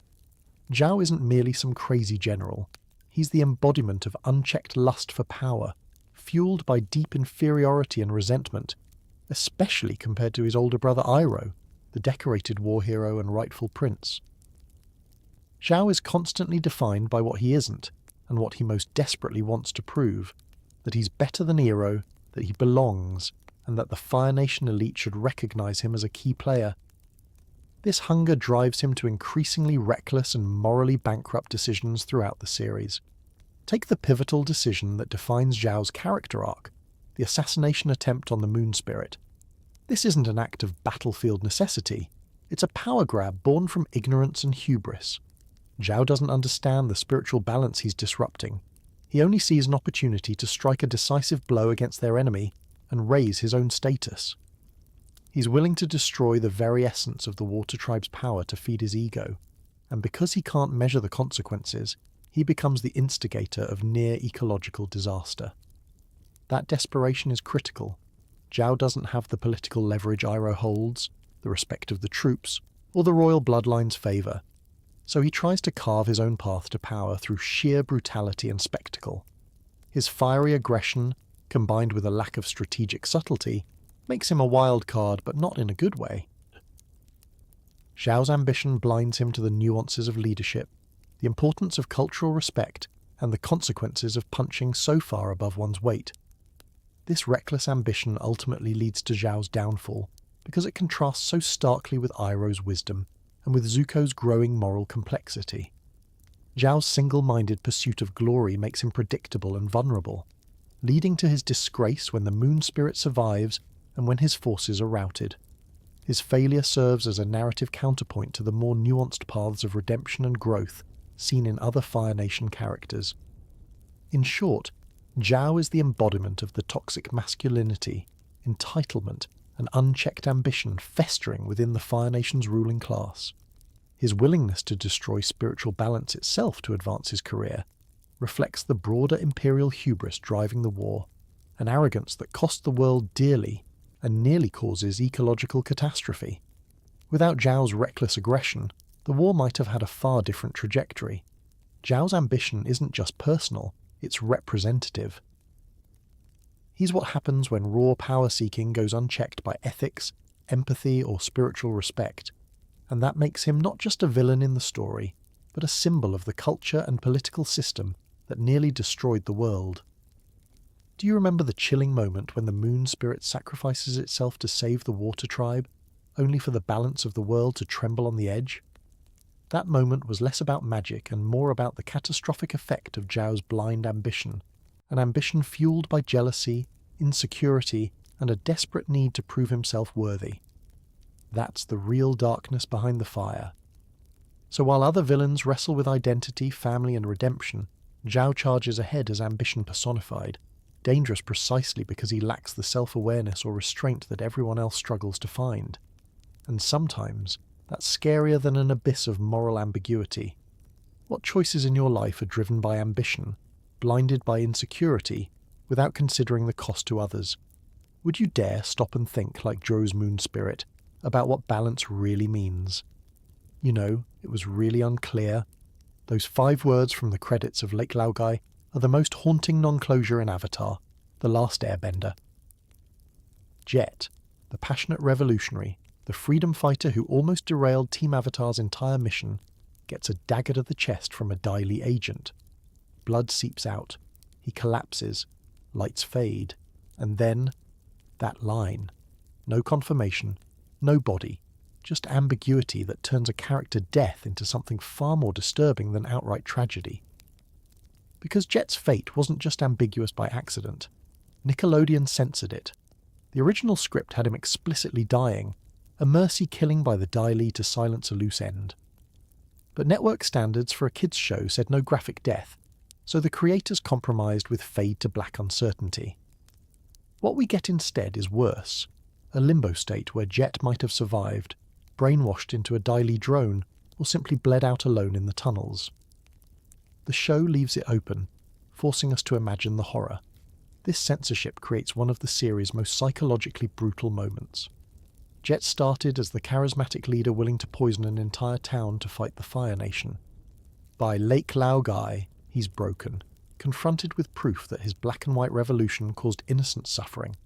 His final line to the gang, "Go! You're not freedom fighters," "You're just kids," isn't defiance, it's surrender. He's finally seen the cost of his absolutism, the grey morality he ignored for so long, and then the blade. No heroic last stand, no redemption speech, just a quiet, pathetic end in the dark, surrounded by the brainwashing agents of the very system he hated. If he died, it's the universe's cruel joke on a boy who fought for freedom only to become its victim. If he lived, as some comics later imply, it's even worse. Imagine waking up in Lake Laogai, your memories erased, your revolutionary fire replaced by daily obedience. The passionate kid who screamed, "We fight for our homes," reduced to a blank-eyed enforcer. Either way, Jet loses everything. His cause, his agency, his identity. The ambiguity haunts because it mirrors real revolution's cost. Jet represents the seductive danger of radicalism, the thrill of fighting back against oppression, the moral clarity of us versus them, the way it consumes idealists until they become what they hate. His Lake Laogai arc shows that fall, poisoning innocents to hit the Fire Nation, justifying mass murder as war. Team Avatar rejects him not because he's evil, but because his methods erode the humanity he's trying to save.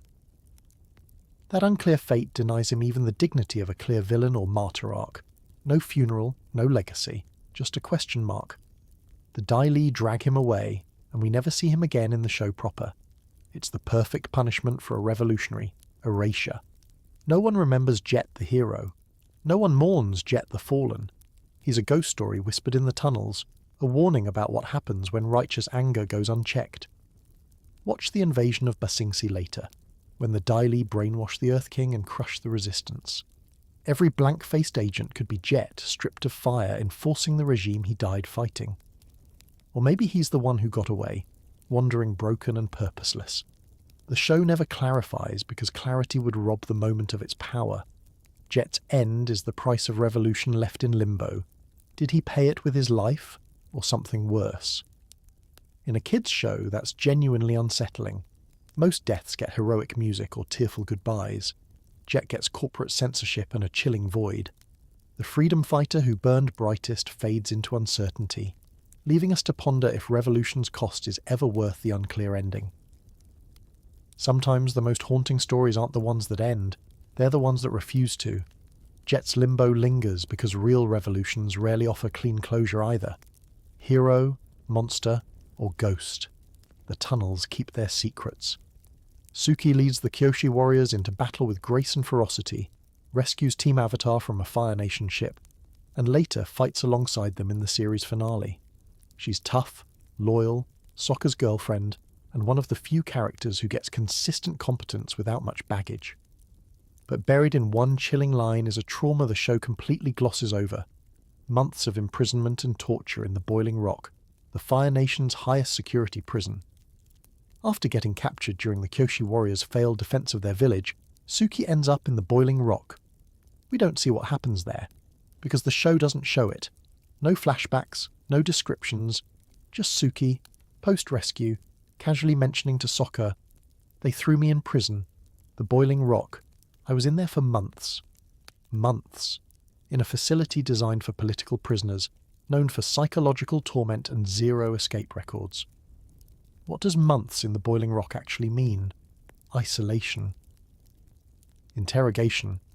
Physical hardship in a volcanic prison pit. For a teenage girl whose entire identity revolves around leadership, protection, and combat prowess, captivity strips away agency completely. Suki couldn't protect her warriors, her village, or even herself. She was at the mercy of Fire Nation guards, possibly facing routine violence, starvation rations, and the constant threat of execution. And the show?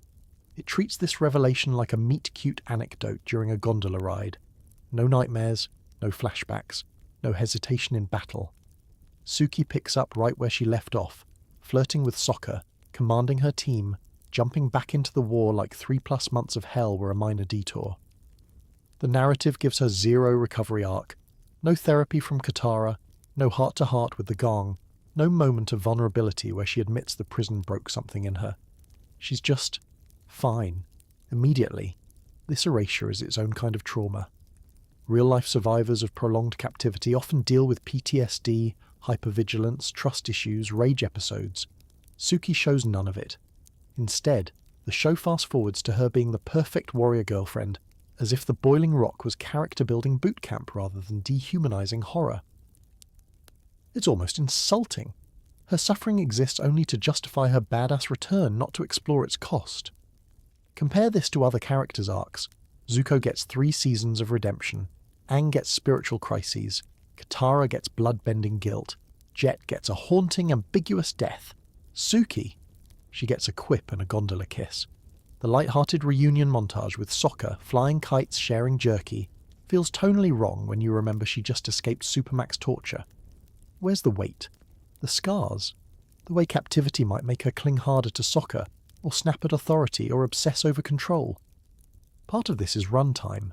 Avatar packs a lot into 61 episodes. But it's also gendered. Male characters get deep psychological dives into their pain. Female side characters like Suki often get strong woman shorthand. Tough exterior, no inner turmoil allowed. Her trauma reinforces her resilience without complicating her role as love interest or backup fighter. No messy recovery means no narrative inconvenience. By the finale, Suki's slicing airships with Sokka fully operational. Did the prison change her? Harden her? Break trust in institutions? The show doesn't care. She's back, smiling, swinging her fans. Efficient storytelling, sure, but it robs her of humanity, turns months of suffering into a plot device for her triumphant return. Suki survived the boiling rock. That's badass. But surviving doesn't mean you're okay. The show's refusal to show her struggle, the anger, the fear, the quiet breakdowns, means we never see the full cost. She gets no arc, no catharsis, no space to be human amid the heroism.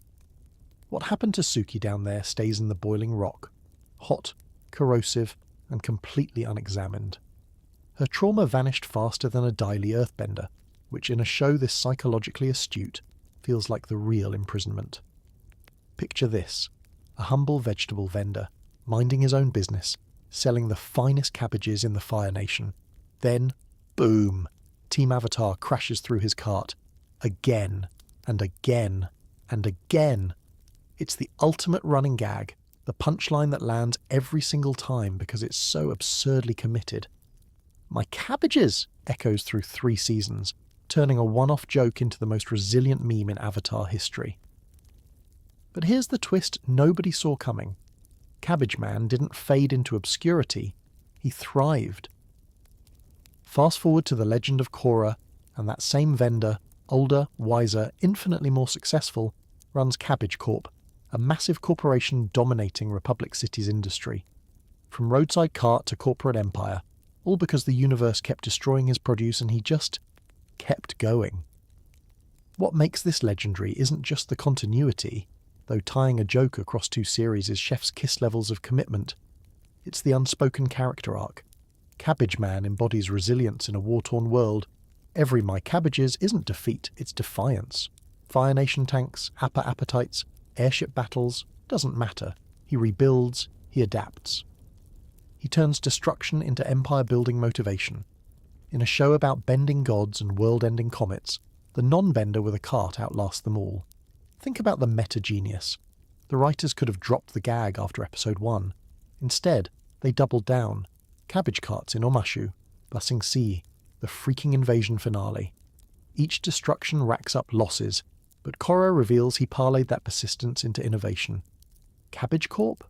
Probably revolutionized food tech, shipping, or bending resistant carts. The man turned meme into mogul. And the voice acting, Milton James delivers "my cabbages" with escalating tragedy, from mild annoyance to operatic despair. It's comedy gold because it's relatable. We've all had that one thing the universe keeps wrecking. Cabbage Man, he said screw it, built a dynasty. In Avatar's lore of trauma and triumph, Cabbage Man is the absurd optimism anchor. No bending, no destiny, no deep secrets, just pure, vegetable-fueled grit. From collateral damage to corporate titan, he proves commitment to the bit pays off. When memes become canon and a veggie vendor ties 2 series together, that's the real bending mastery. Bow down to the Cabbage King, his empire outlives nations. Your produce gets smashed, rebuild bigger. Universe, you just funded my merger. Appa is way more than just Aang's flying bison. He is a deeply symbolic and almost spiritual extension of Aang himself, representing both the last connection to the lost air nomad culture and a living embodiment of the trauma they shared. As the last of his kind, Appa carries the weight of extinction just like Aang does. The silence of the abandoned southern air temple weighs heavily on Aang, because it's where his people were wiped out. And Appa's solitude echoes that same tragedy, the only living creature who survived their entire race's destruction alongside Aang. Appa's lost days shines a spotlight on this trauma bond. The episode departs from the main group to follow Appa's harrowing capture, torture and escape from Fire Nation soldiers. Watching Appa locked in a cage, beaten and tormented, really brings home how alone he is in this world. It's a loss mirrored in Aang's own journey, both the surviving in a world that tried to erase them. Their reunion is iconic because it's not just two friends finding each other, it's the reuniting of a shared past, a shared loss, and a shared resilience. Appa symbolises the part of Aang that refuses to let the past define him completely, despite the weight of grief. When Appa returns, Aang's relief and joy are visceral. It's a moment of healing, however momentary, in an otherwise brutal narrative. Appa also functions narratively as the tether between Aang's boyish playfulness and his enormous responsibility as the Avatar. Through Appa, we see Aang's childhood preserved, the innocence that he's desperately trying to hold on to while carrying the fate of the world. Their bond reminds us that beneath the centuries-old weight, Aang is still a kid, still needing friends and comfort, still vulnerable. The trauma they share is signified in the almost symbiotic connection they have. Appa's seizure episode and the desperation with which Aang searches for him reveal how integral Appa is to Aang's sense of self and stability. Losing Appa would be losing his last tangible link to his own heritage and identity. Every time Appa flies beside Aang, it's a visual of hope and survival. In a show heavy with spiritual symbolism, Appa represents the enduring spirit of the air nomads, the burden of survival, and the power of friendship forged in loss. Their trauma bond is a quiet but resonant backbone to Aang's epic journey, showing that even the last of a kind can find strength in connection. What part of your past do you carry with you like Appa does for Aang? And can connection, no matter how fragile, ever truly heal what's lost? Aang wanders the desolate ruins of the Southern Air Temple, heart shattered by genocide, when suddenly a furry blur darts across the floor. Momo the lemur leaps into his arms, chittering away like nothing's wrong. Cute sidekick moment, sure. But what if that wasn't random? What if Momo showing up right then, in the heart of air nomad extinction, carries massive spiritual weight nobody talks about? The theory, Momo is Monk Gyatso reincarnated. Hear me out. Air nomad culture revolves around reincarnation. The Avatar cycle proves souls don't just vanish. Gyatso, Aang's beloved mentor, dies surrounded by Fire Nation helmets, his skeleton the last sign of peaceful resistance. Moments later, Aang finds Momo in the temple, the sole surviving creature who bonds instantly with him. No other animals around, just this hyper-smart lemur who mimics bending poses, understands complex commands, and acts like he's always known Aang. Symbolism stacks up perfectly. Lemurs in Avatar lore symbolize air nomad whimsy, playful, free-spirited, sky-loving critters who fly through trees. Momo's intelligence borders on supernatural. He solves puzzles, spies for the gang, even comforts Aang during breakdowns. Watch him perch on Aang's shoulder during meditations or Avatar state freakouts. He's not just comic relief, he's a spiritual anchor, pulling Aang back from despair like Gyatso's gentle guidance always did. The temple discovery seals it. Aang freezes himself in ice to escape responsibility, wakes to apocalypse. Gyatso's death hits like spiritual whiplash. Enter Momo, immediate companionship, mirroring Gyatso's paternal role. No explanation for why this lemur survived when everything else perished. Air nomads revered animal bonds as soul deep. Maybe Gyatso's spirit chose the unlikeliest vessel to stay with his avatar, refusing to abandon the Last Airbender. Probably not canon, Bryke never confirmed it. But thematically, gold. In a world of spirit world crossovers, Ko, Hei Bai, Wan Shi Tong, a reincarnated mentor as your pet lemur fits Avatar's blend of whimsy and profundity. Momo isn't just Aang's buddy. He's unresolved grief made furball, Gyatso's playfulness enduring through extinction, every chitter, every glide, every fruit-stealing antic, maybe echoes of a monk's laughter in the ruins. Aang never notices, too buried in trauma. But next rewatch, watch Momo closer. Is that just a clever rodent, or your sensei's soul, goofing off eternally? Probably not. But in Avatar's spirit-haunted world, wouldn't put it past them. Momo might look like your average mischievous flying lemur sidekick, but in Avatar, The Last Airbender, his presence carries profound spiritual symbolism often overlooked. Momo isn't just comic relief or a cute animal companion, he represents a vital spiritual connection to Aang's lost culture and personal history. The strongest theory among fans is that Momo is the reincarnation of monk Gyatso, Aang's beloved mentor who died defending the air nomads.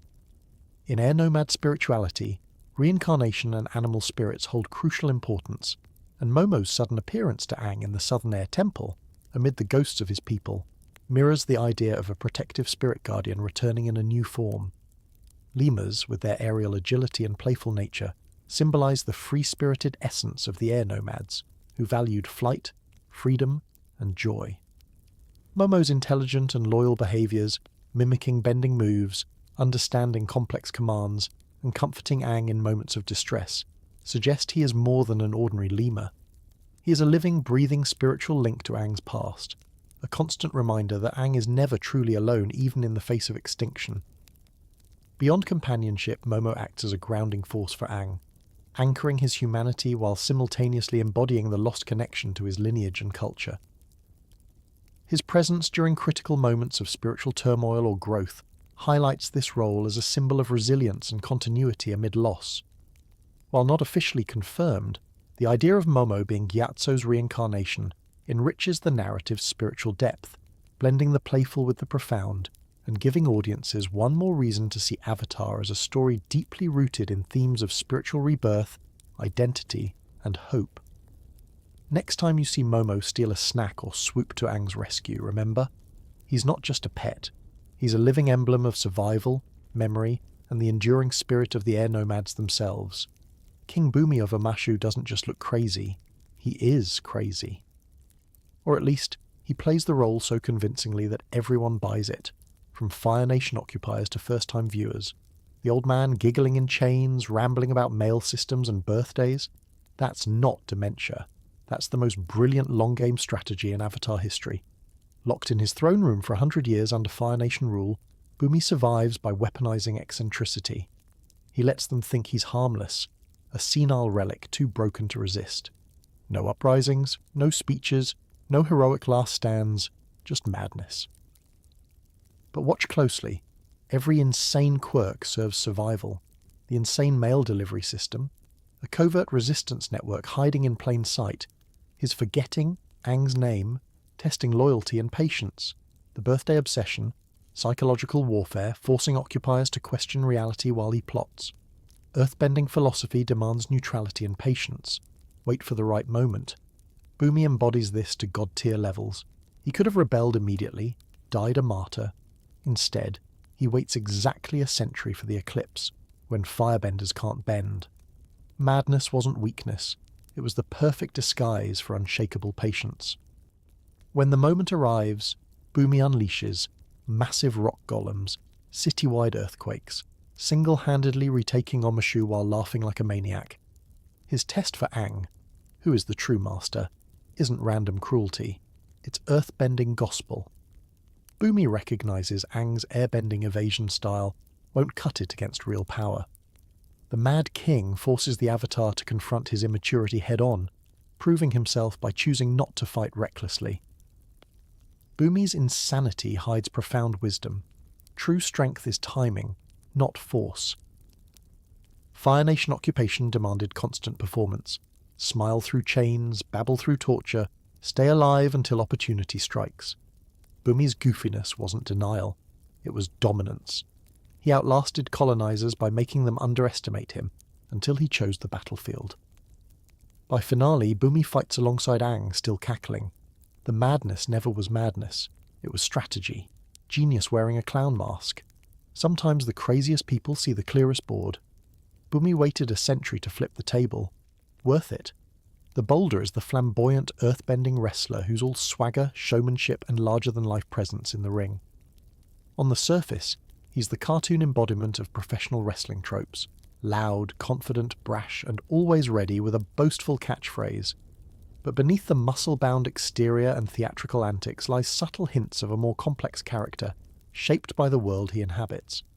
In a war-torn world where bending abilities often determine power and survival, the boulder's choice of earth-bending wrestling is intriguing. Wrestling here isn't just entertainment. It's a form of bending-based sport that requires strength, creativity, and showmanship.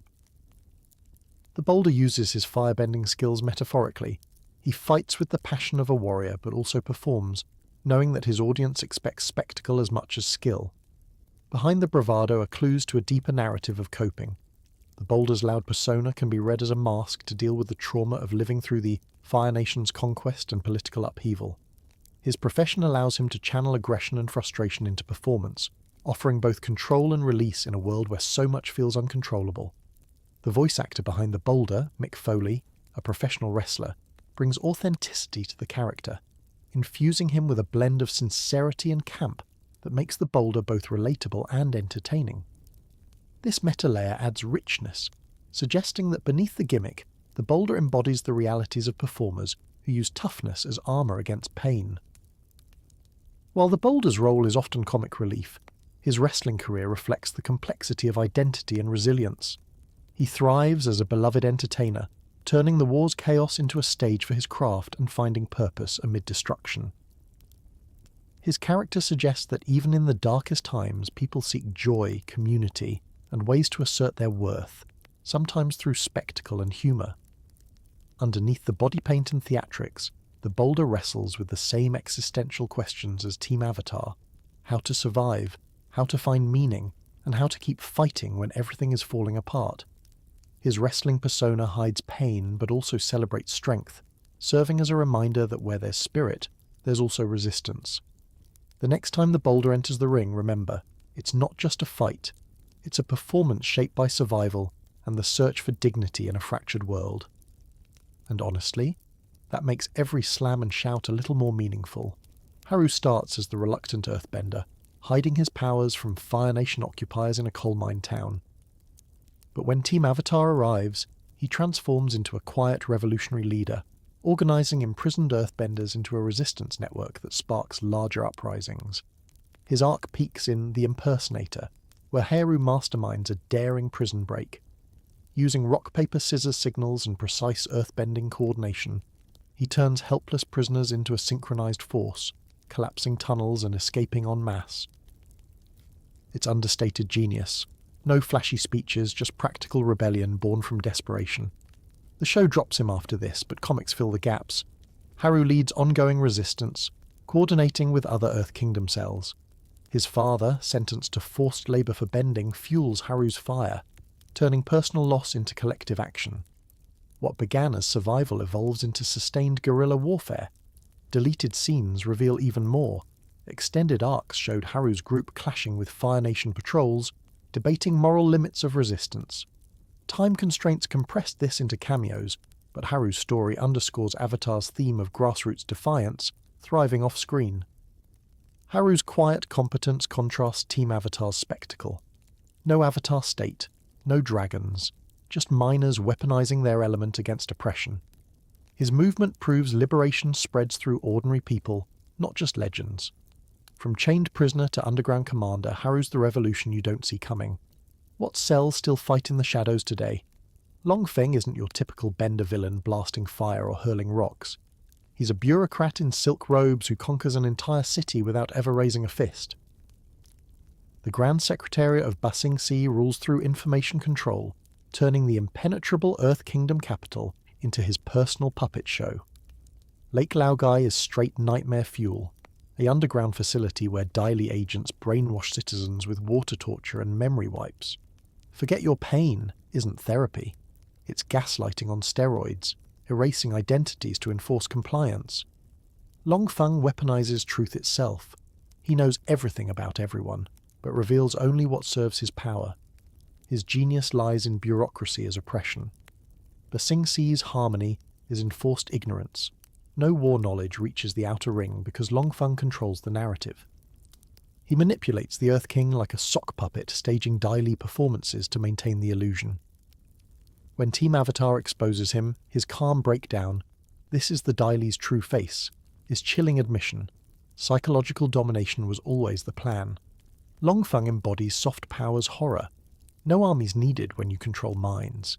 He nearly defeats the Avatar through paperwork and propaganda, proving information warfare trumps brute force. Zuko calls him out perfectly. You're more like Azula than you realize. One man with a filing cabinet almost ended the rebellion.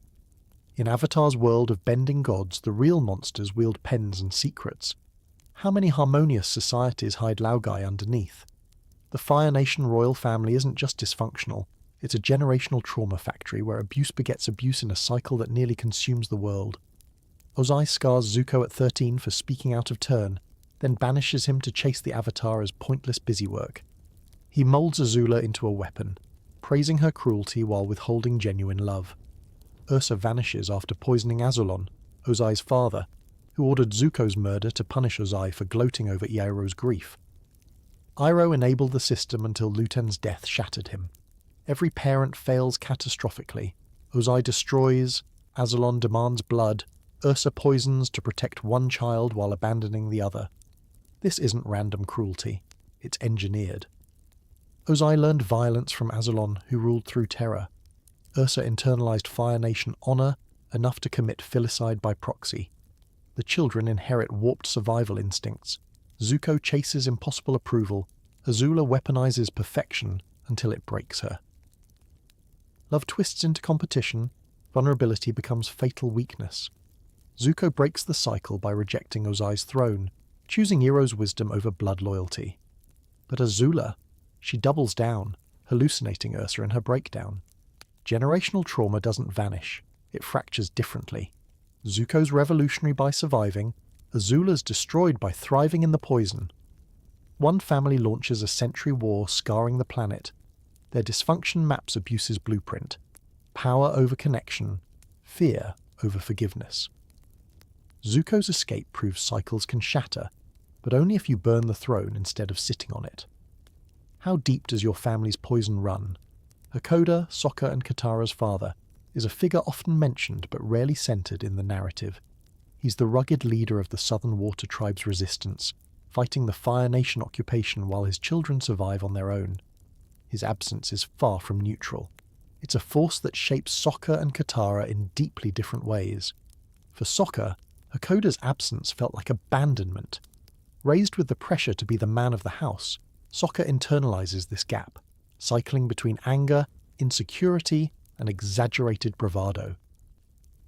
His humour masks a raw fear of being inadequate to protect his family. He carries the weight of a missing father by overcompensating with leadership and jokes, but underneath there's unresolved longing and resentment. Katara's response is different, but no less profound. She steps into a maternal role, trying to compensate for both parents' absence. This parentification forces her to grow up too fast, holding family together with stern discipline and unyielding responsibility. Her grief over Hakoda's absence is often silent, expressed in moments of quiet anger and overwhelming guilt. Her strength and nurturing come with the cost of suppressing her own needs and emotions. Hakoda's return in Book 3 should have been a moment of healing or closure, but it's not a cure-all. For Sokka, reunion stirs anger and confusion more than comfort. For Katara, it's bittersweet. He's there, but years of absence can't be erased in an instant.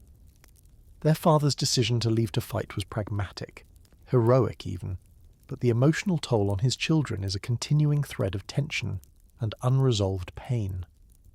Hakoda's absence and fragmented presence underscore Avatar's nuanced portrayal of family trauma during wartime. Parenthood here isn't idyllic. It's marked by sacrifice, loss, and impossible choices.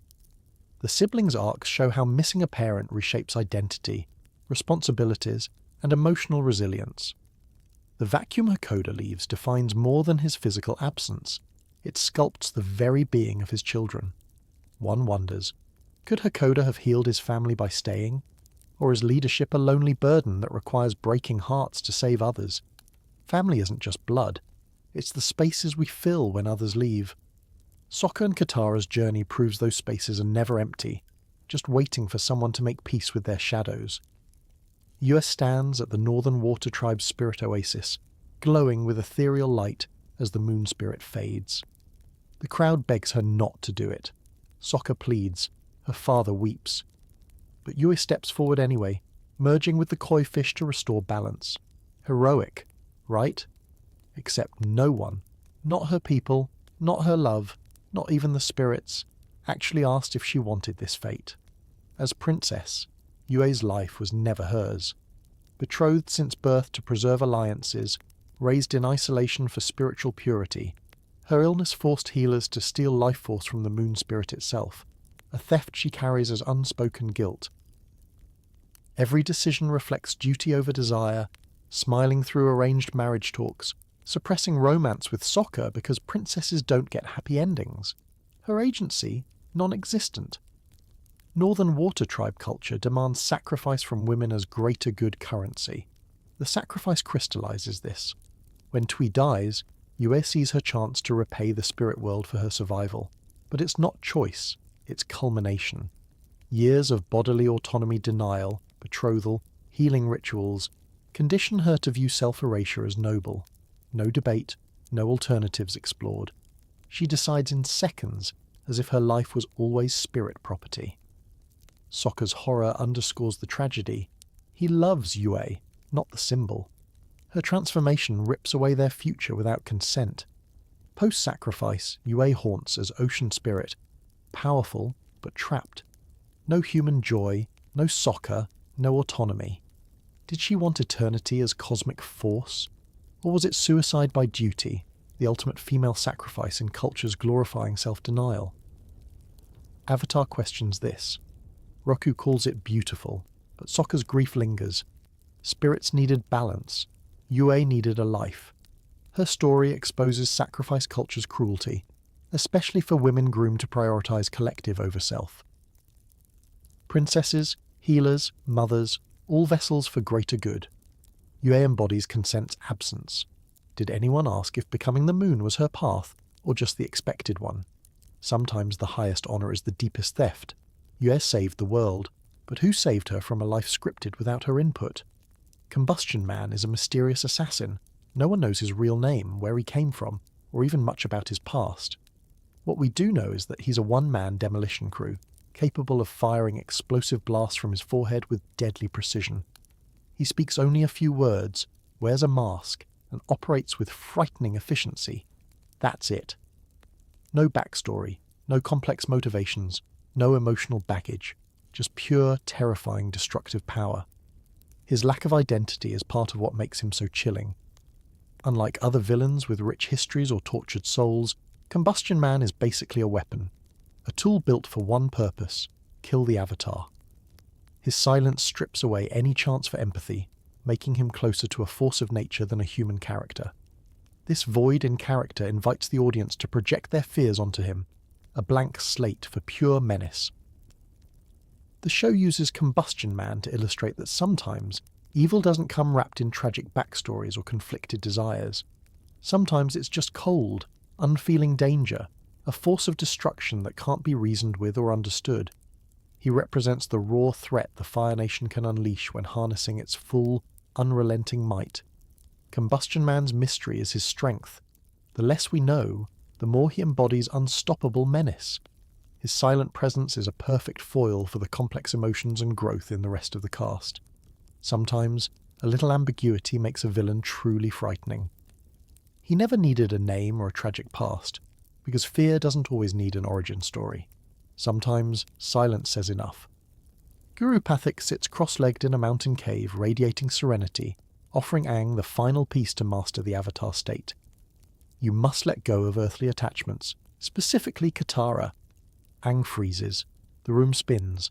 Spiritual enlightenment versus first love, the ultimate dilemma for a 12-year-old world saver. Pathik's chakras lesson is Avatar Spirituality 101. Each energy center blocks with earthly tethers. Guilt, shame, fear, lies, illusions. The crown chakra demands total surrender, love, possessions, identity. Past avatars married, had kids, but Pathik insists true avatar power requires detachment. Aang reaches thought chakra, sees Katara in pain, and bolts. Enlightenment denied. This rejection isn't childish rebellion, it's human. Katara anchors Aang post-genocide. Safety, family, normalcy, and apocalypse. Letting go means losing his last childhood tether, risking avatar state oblivion. Pathik's wisdom clashes with air nomad joy-in-life ethos. Roku killed Sozin, Kyoshi built empires. Strict detachment feels wrong for Aang's pacifist heart. The show never resolves this. Aang energy bends Ozai-san's full state, but Lion Turtle Deus Ex saves him moral crisis. Pathik's warning haunts, attachment risks uncontrolled state. Korra's series proves it. Emotional avatar states wreak havoc. Aang dodges philosophical bullet, prioritizing heart over power. Was Pathik right? Enlightenment demands sacrifice. Aang couldn't stomach. Or wrong. Love humanizes the avatar, preventing Kyoshi-level tyranny. Aang chooses messy humanity over sterile godhood, spiritually catastrophic to purists, triumphantly real to everyone else. What attachments define you? Would you burn them for power? Hammer wasn't born a monster. The Fire Nation made her one. Captured during a full moon raid, this cheerful waterbender spent years in a Fire Nation prison, chained during her bending window, forced to drink her own urine to survive. When freedom came, it wasn't healing. It was weaponizing pain. Bloodbending emerges from pure desperation. Hammer discovers she can control bodies under moonlight, turning captivity's helplessness into power. But the technique corrupts. It started as survival, until I discovered they have other uses. Her glee at puppeteering guards isn't villainy. It's catharsis. Years of torment flipped. Now oppressors feel the violation. Katara's confrontation cuts deepest. Hammer sees her younger self, the hopeful bender clinging to culture amid genocide. You remind me of myself at your age. But Katara rejects the cycle. This isn't the honourable path. Hammer could have mentored healing, prison-forged vengeance instead. Katara bloodbends only to stop her, sobbing at the darkness inherited. The tragedy? Revenge doesn't heal. Hammer freed herself physically but remains chained spiritually, trauma's prisoner forever. Katara walks the razor's edge. Become Hammer or break free? She chooses compassion, but the scar lingers. Bloodbending haunts her arc. Proof trauma passed down corrupts unless confronted. Cycle of trauma claims another, victim to villain. Katara nearly followed. Could she have become Hammer? Revenge heals nothing. It just changes who holds the chains. Combustion. Man stands apart from the usual lineup of villains in Avatar, The Last Airbender. He has no name, no backstory, and barely speaks. His identity reduced to a mask and an uncanny ability to launch devastating explosive blasts from a tattoo on his forehead. He exists purely as a force of destruction and menace, characterized by mystery rather than motive. Unlike villains with rich psychological depth or complex histories, Combustion Man's lack of backstory enhances his role as a terrifying enigma. He acts with ruthless efficiency, unfazed by anything but the target, the Avatar. This absence of identity makes him more like an unstoppable natural disaster than a human antagonist, evoking primal fear through the unknown. His silent nature and opaque motivations invite viewers to project their anxieties onto him, making his attacks feel all the more unpredictable and dangerous. He's a blank slate for menace, contrasting beautifully with the emotionally charged arcs of characters like Zuko or Azula. In many ways, Combustion Man represents the absolute threat of cold, mechanized violence. No remorse, no hesitation, no humanity. He's a reminder that sometimes the greatest danger lies in the faceless, the unknown, and the unexplainable. The ambiguity surrounding his origin and purpose only deepens his impact. Combustion. Man doesn't need a tragic backstory because fear itself requires no explanation.